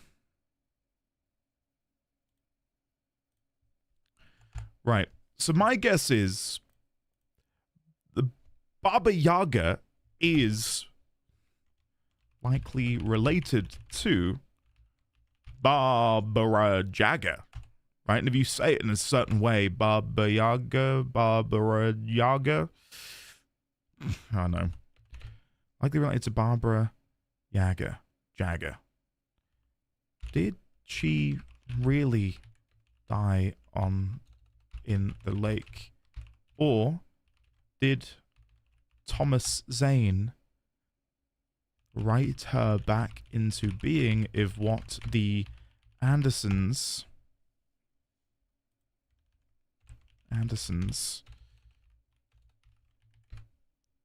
say is true, and that the lake provides power to those, provide power to writers, gods. Close to the lake, a place of power. Place of We power. had It's gotta parties be. there, man. You should go there and have a party. That Bob Balder threw the amp through the window. Hit that a hippie chick in the back of the head. 15 stitches. Well, Balder is another Norse god. Maybe that's related. God, sorry, I do apologize for all the note-taking. I didn't think I'd be making that many, but there's so much. And it's coming at us hot and fast. Bob Balder? Could this be a reference to Boulder? There you go. Concussion. Bob's dead now. Leukemia. Stitches, snitches, and narcs, man. I've never heard someone say leukemia in such a comedic way. Oh, it was leukemia that got him in the end. I'm tired, man. So tired. Please, any more for any more. I want to go home. Okay, new theory. I'm not going to write it down. I'm just going to verbalize it. Dr. Emil Hartman used Thomas Zane as a way to extract power from Cauldron Lake. And then in seeing what Thomas had done, now makes it his life's work to ensure that no one else replicates what he did, or he is in fact using gods and writers to extract more power for his own means, his own gains. Like, what if this actually is Odin and Thor? I never thought I'd say that. You know, Ryuka, welcome. Good to see you today, buddy. Hopefully you're well. I'll stand here a little bit longer and see if they say anything else. Come on, guys. I know you've got a lot to say. I know Remedy is hiding some sort of secret voice line if you stand in this room for an hour. Let me leave and then come back in.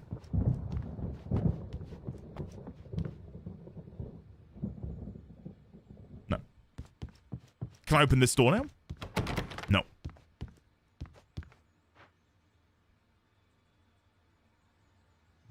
Fine. Pokey, really? I mean, I'm now I suppose a generation where when I think of Baba Yaga, I of course think of John Wick. Bad dream, and you can't wake up. You can't hurt a nightmare because all dreams are only imagination. They're only in your head, and they're not there when you wake up. So you can't wake up because I'm in charge now, and I don't want to disappear. My nightmare is the publisher people who want to make a contribution so they can say they made a contribution. And then we end up with mullets in there because they think mullets are funny, but it wasn't supposed to be about mullets, and now it's about mullets. And when it's in slow motion, they call it mullet time because the numbers came back from marketing that mullet time is not up. We needed to go big in the target demographic. And they're not even kidding. They say it all like serial killers with straight faces and smiles. My nightmare is the writers who want to make everything from the characters to the toasters talk all the time and express their feelings so they won't shut up. And the writers won't shut up either because they have feelings too. And I have to listen to them because they're not scared of me. And everyone should just shut up. Shut up. Shut up. But I don't see nightmares anymore because I'm too scary for them. I take 2 pills every morning and 1 with every meal and 4 when I go to bed. And that makes me the scariest nightmare of all. Sure thing, Emerson. Sure thing. Any other game devs relate to Emerson's outburst? And this lady doesn't say anything. Who is that on the wall? Oh, hold on. I might have to... We might do a very quick enhance in Photoshop to see who that is on the far right-hand side. What if that is supposedly Thomas Zane? Give me 1 moment to brighten the image because I cannot make out what I'm looking at. Any programmer would relate to that? Is that how I have to get rid of my nightmares? Just be scarier? I mean, I quite like the idea that that's how you're meant to do it. Right, let's go into Photoshop. Oh my god, it's like impossible to tell who's who, but I've got the picture. I wonder if that is Thomas Zane.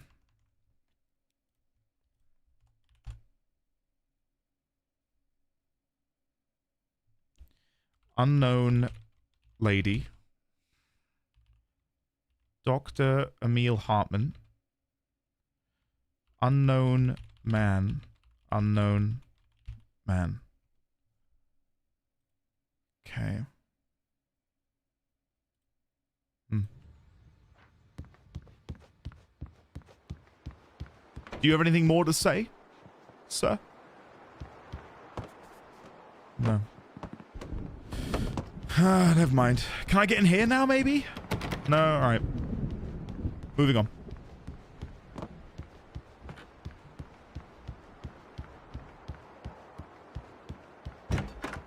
Ray. You probably can see it if you've got different monitor settings. That's my my conundrum. Hey, Wake, why don't you humor Dr. Hartman and give the writing a shot, huh? Typewriter's in your room. You can get to your room by those stairs, Wake. And what is your name? And what is your name? Who are you? And who are you? And who's that man on the picture through there? The doors were locked. Hartman and the nurses would have keys, but there was no way to get my hands on them.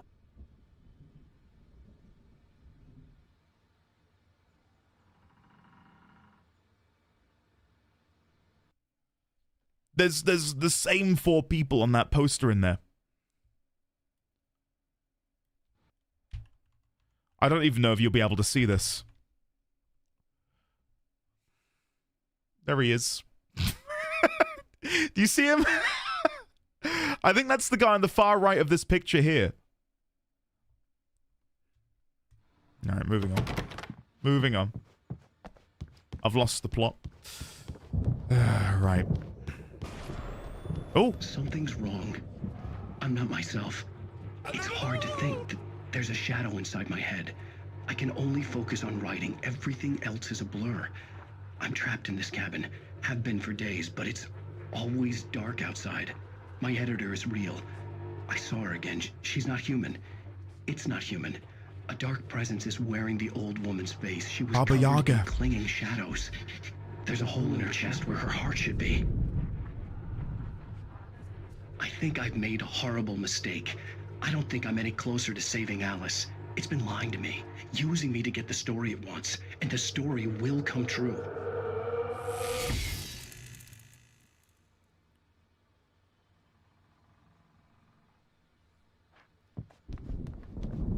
Yay. Amazing. Hartman wanted me to write. I knew I couldn't, but I... No! Why does that keep... The white glare of the blank page in front of me hurt my eyes. My hands began... Why deliver a voice line the moment a cutscene begins? Whatever. ...shake uncontrollably.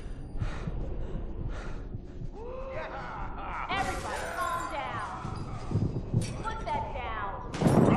Bert, I need help. Hey, Wake, you Butch. stay here. I'm gonna go see what's up. You just keep doing what you're doing.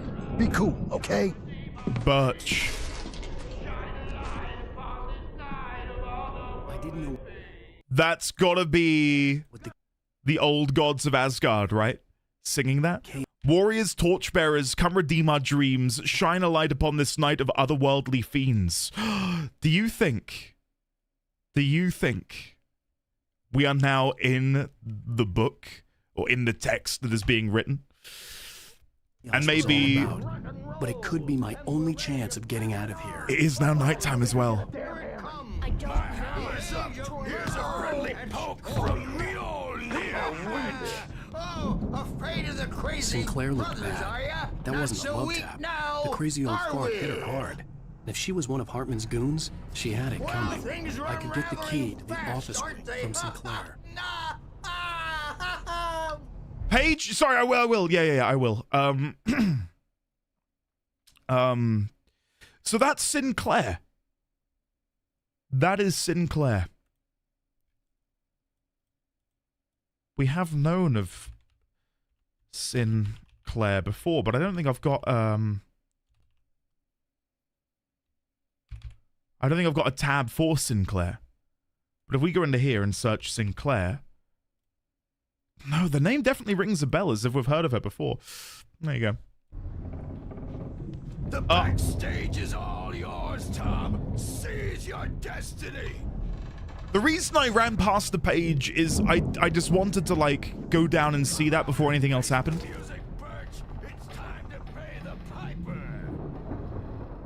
And the other guy is called Birch. Okay. Right. New page. Barry in the lodge. Hartman kept talking, giving Barry the grand tour, clearly proud of the place. He went on and on about his hunting trophies, and Barry was impressed. But he was here on business. He raised his voice, cut through the monologue. Hey, Hartman, where's Al? Hartman stopped in mid-sentence, annoyed at the interruption. He nodded at the hulking orderly standing nearby. The man smiled and clapped a practiced hand on Barry's shoulder. Okay. Dark Gun, we're over on Twitch. There should be a link in the description of this YouTube stream. We were on the road, man. You think we haven't seen punks like you before? Mortal Knave. God, I love them. And I can't turn that on either. Okay.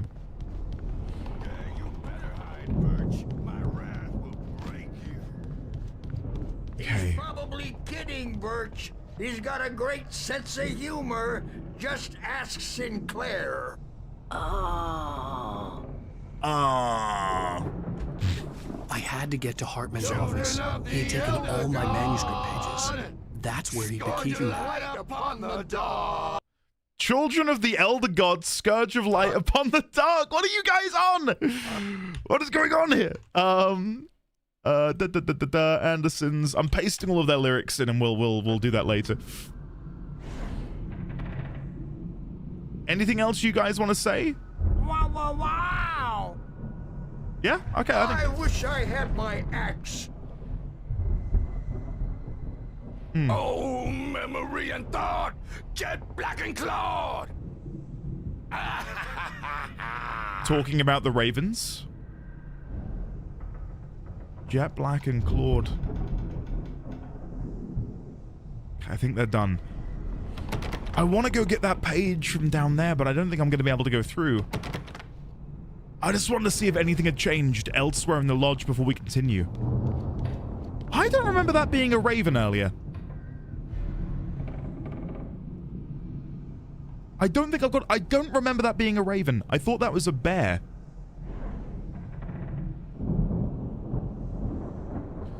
No, I'm pretty sure that was a bear, man. I'm like 99% sure that's changed.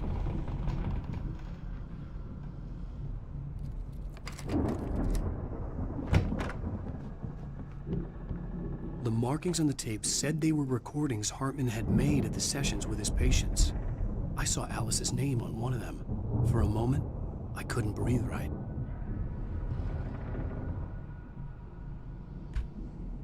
Now, Mrs. Wake, can you tell me about Alan's problems? He's more and more out of control all the time. The parties, he's so angry all the time. He's getting violent. Do you mean with you? No, not with me. No, never. Sometimes I almost wish Alan would take a swing at me, because at least that'd lead to a conversation he couldn't just march out of. But no. Alan doesn't really sleep. And the work, well, he's not writing at all. He sits there for hours and just gets more and more frustrated. And I can't talk to him. Yes. Tell me, Mrs. Wake. What would you say to him if he'd listen? I don't know. I want to say, I look at you, and it's not you. Just some stranger who resembles you. Looking out from behind your eyes. We've heard that before. I don't like that guy much. And now it's all gonna go to hell. But you don't ever say this. No.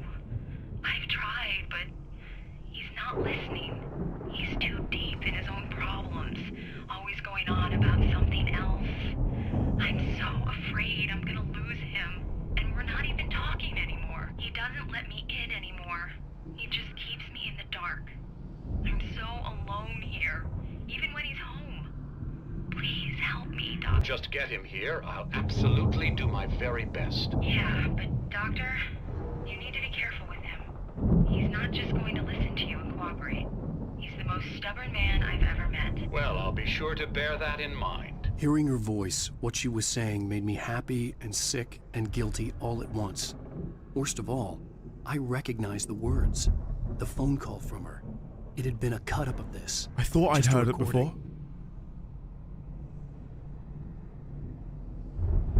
Hearing that we've been keeping her in the dark, and what we know of her own fear of the dark.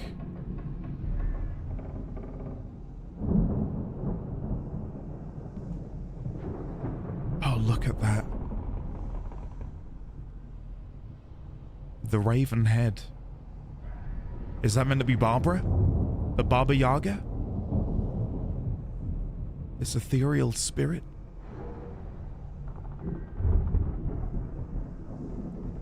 Okay, and then these are what we've seen before. I don't think anything is different on that poster.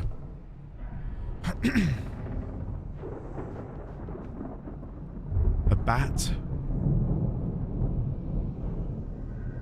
Looks like the bat's riding something. Like in the foreground, it looks like it's got its little hands on like a scooter. Or a motorbike. Like a bat out of hell, I'll be gone when the morning comes.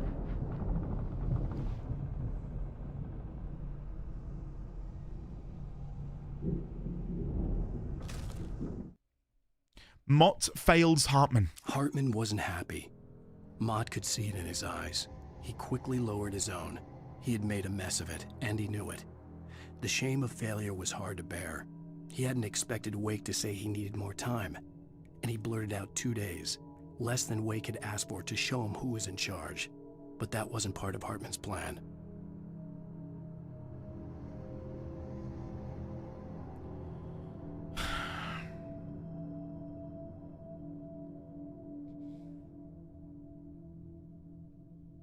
Right.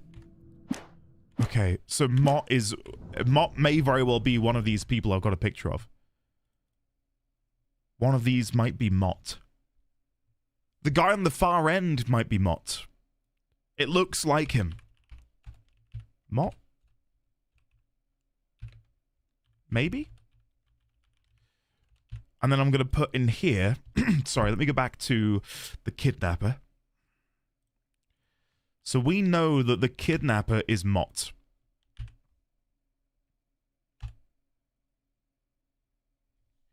Does Mott work at Hartman's clinic?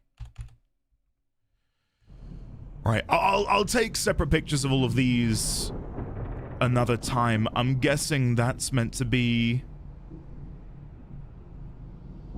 the guys we deal with at the very beginning of the story. Let me out of here! Hartman, do you hear me? I'm gonna sue your crazy quack ass to shreds! Barry? Ow! About time! Barry! What? Man, am I glad to see you. We need to get to Hartman's office. It's right next door. You okay? Yeah. I mean, no!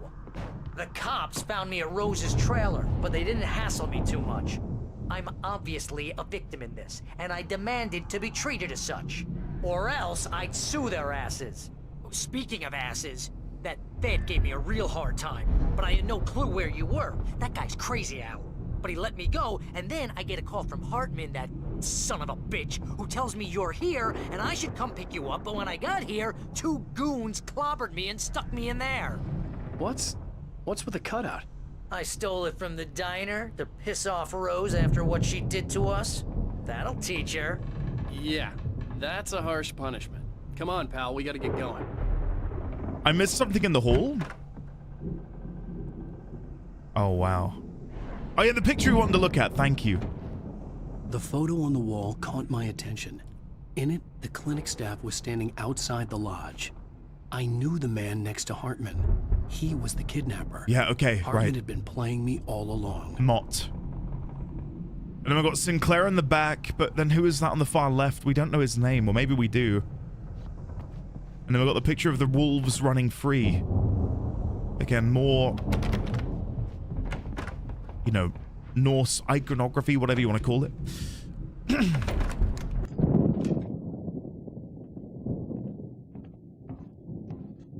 Time check? Yeah, give me a sec. And more. I'll end soon. Are you enjoying it, Xaviax? Alan, please. You're sliding back into the... Tell me one more lie and I'll shoot you in the face. Ah, well, it was worth a shot. Really, Wake, come on. Let's work together on this. You have no idea... Hartman, shut up! Barry, get out of here. I'll catch up with you. Get a car. Oh, Al, let's just... Go! Wake, listen to me. This is a mistake. Don't you see? Together we can create something absolutely wonderful, with your ability in mind.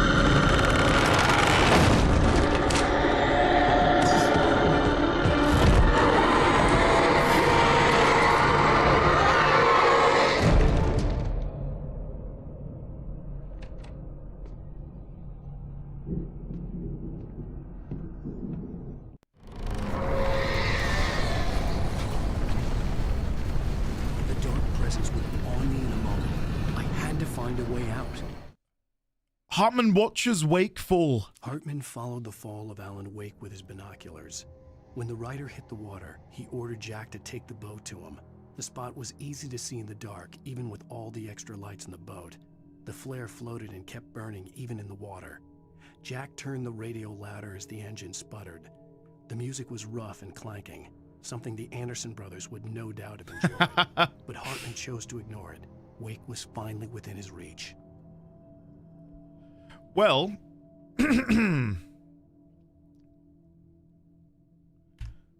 I think that's a perfect place to put a pin in it for now. And I know some of you, including me, are going to be very upset. Oh my God. I love this. I absolutely love. And if this is like the tip of the iceberg, and Alan Wake 2 is even better, then, guys, I'm screaming femininely. Where's the time gone? I know, man. I know. 2 is miles better, but I can't comprehend how at the moment. How? Like, this is so good. I just don't know how. Yeah, I'm lost for words about how fun this is. Guys, we will of course be back on Thursday. I know, what a way to end. But I feel like that is such a good point to jump back in on Thursday. What's for dinner? It was meant to be hot dogs last night. We're having them tonight. We ended up having spaghetti bolognese and garlic bread last night. But tonight, hot dogs and episode 1 of Pluribus, the new Vince Gilligan show, which I'm very much looking forward to. So yeah, for those of you waiting for Warframe, that'll be in 20 minutes. Annoyingly, my sinuses are back to being a little bit stuffed. So yeah, I'm going to try and chill later. Yeah, I'm going to record some more later. Anyway, as a writer, I have hot dogs every night because I can't afford anything else on account of being a writer. That checks out, Lamb. Thank you, guys. I've had a really good time today. Hopefully you've all had a fun time as well. Let me say goodbye to your wonderful faces. Gotten, Greybeard, Xaviax, Fatty Boomsticks, Furioso, Hiss, Lamb, Gotten, August, Yofel, Ninzard, Taliesin, Ibsen, Scarsel, Aiki, Chilag, Crash, Raylex, Ninzard, Asik, Vosif, Gotten, Cat, Tangent, Ibsen, Scarsel, Sophie P, Elderly, Sign, the Manosphere Endy meme is my new takeaway from this stream. I don't know how to feel about this sign. Spacebar, Gotten, Penguin, Kale, Super Goji Man, Asterin, Ibsen, Sandwich, Spacebar, Niena, Stark, Insane, Shadowclaw, NT Matter, Gears, Tristan, Sign again, Varshio, Pi, Ambrew, Isaac, thank you, Isaac. Cat again, August.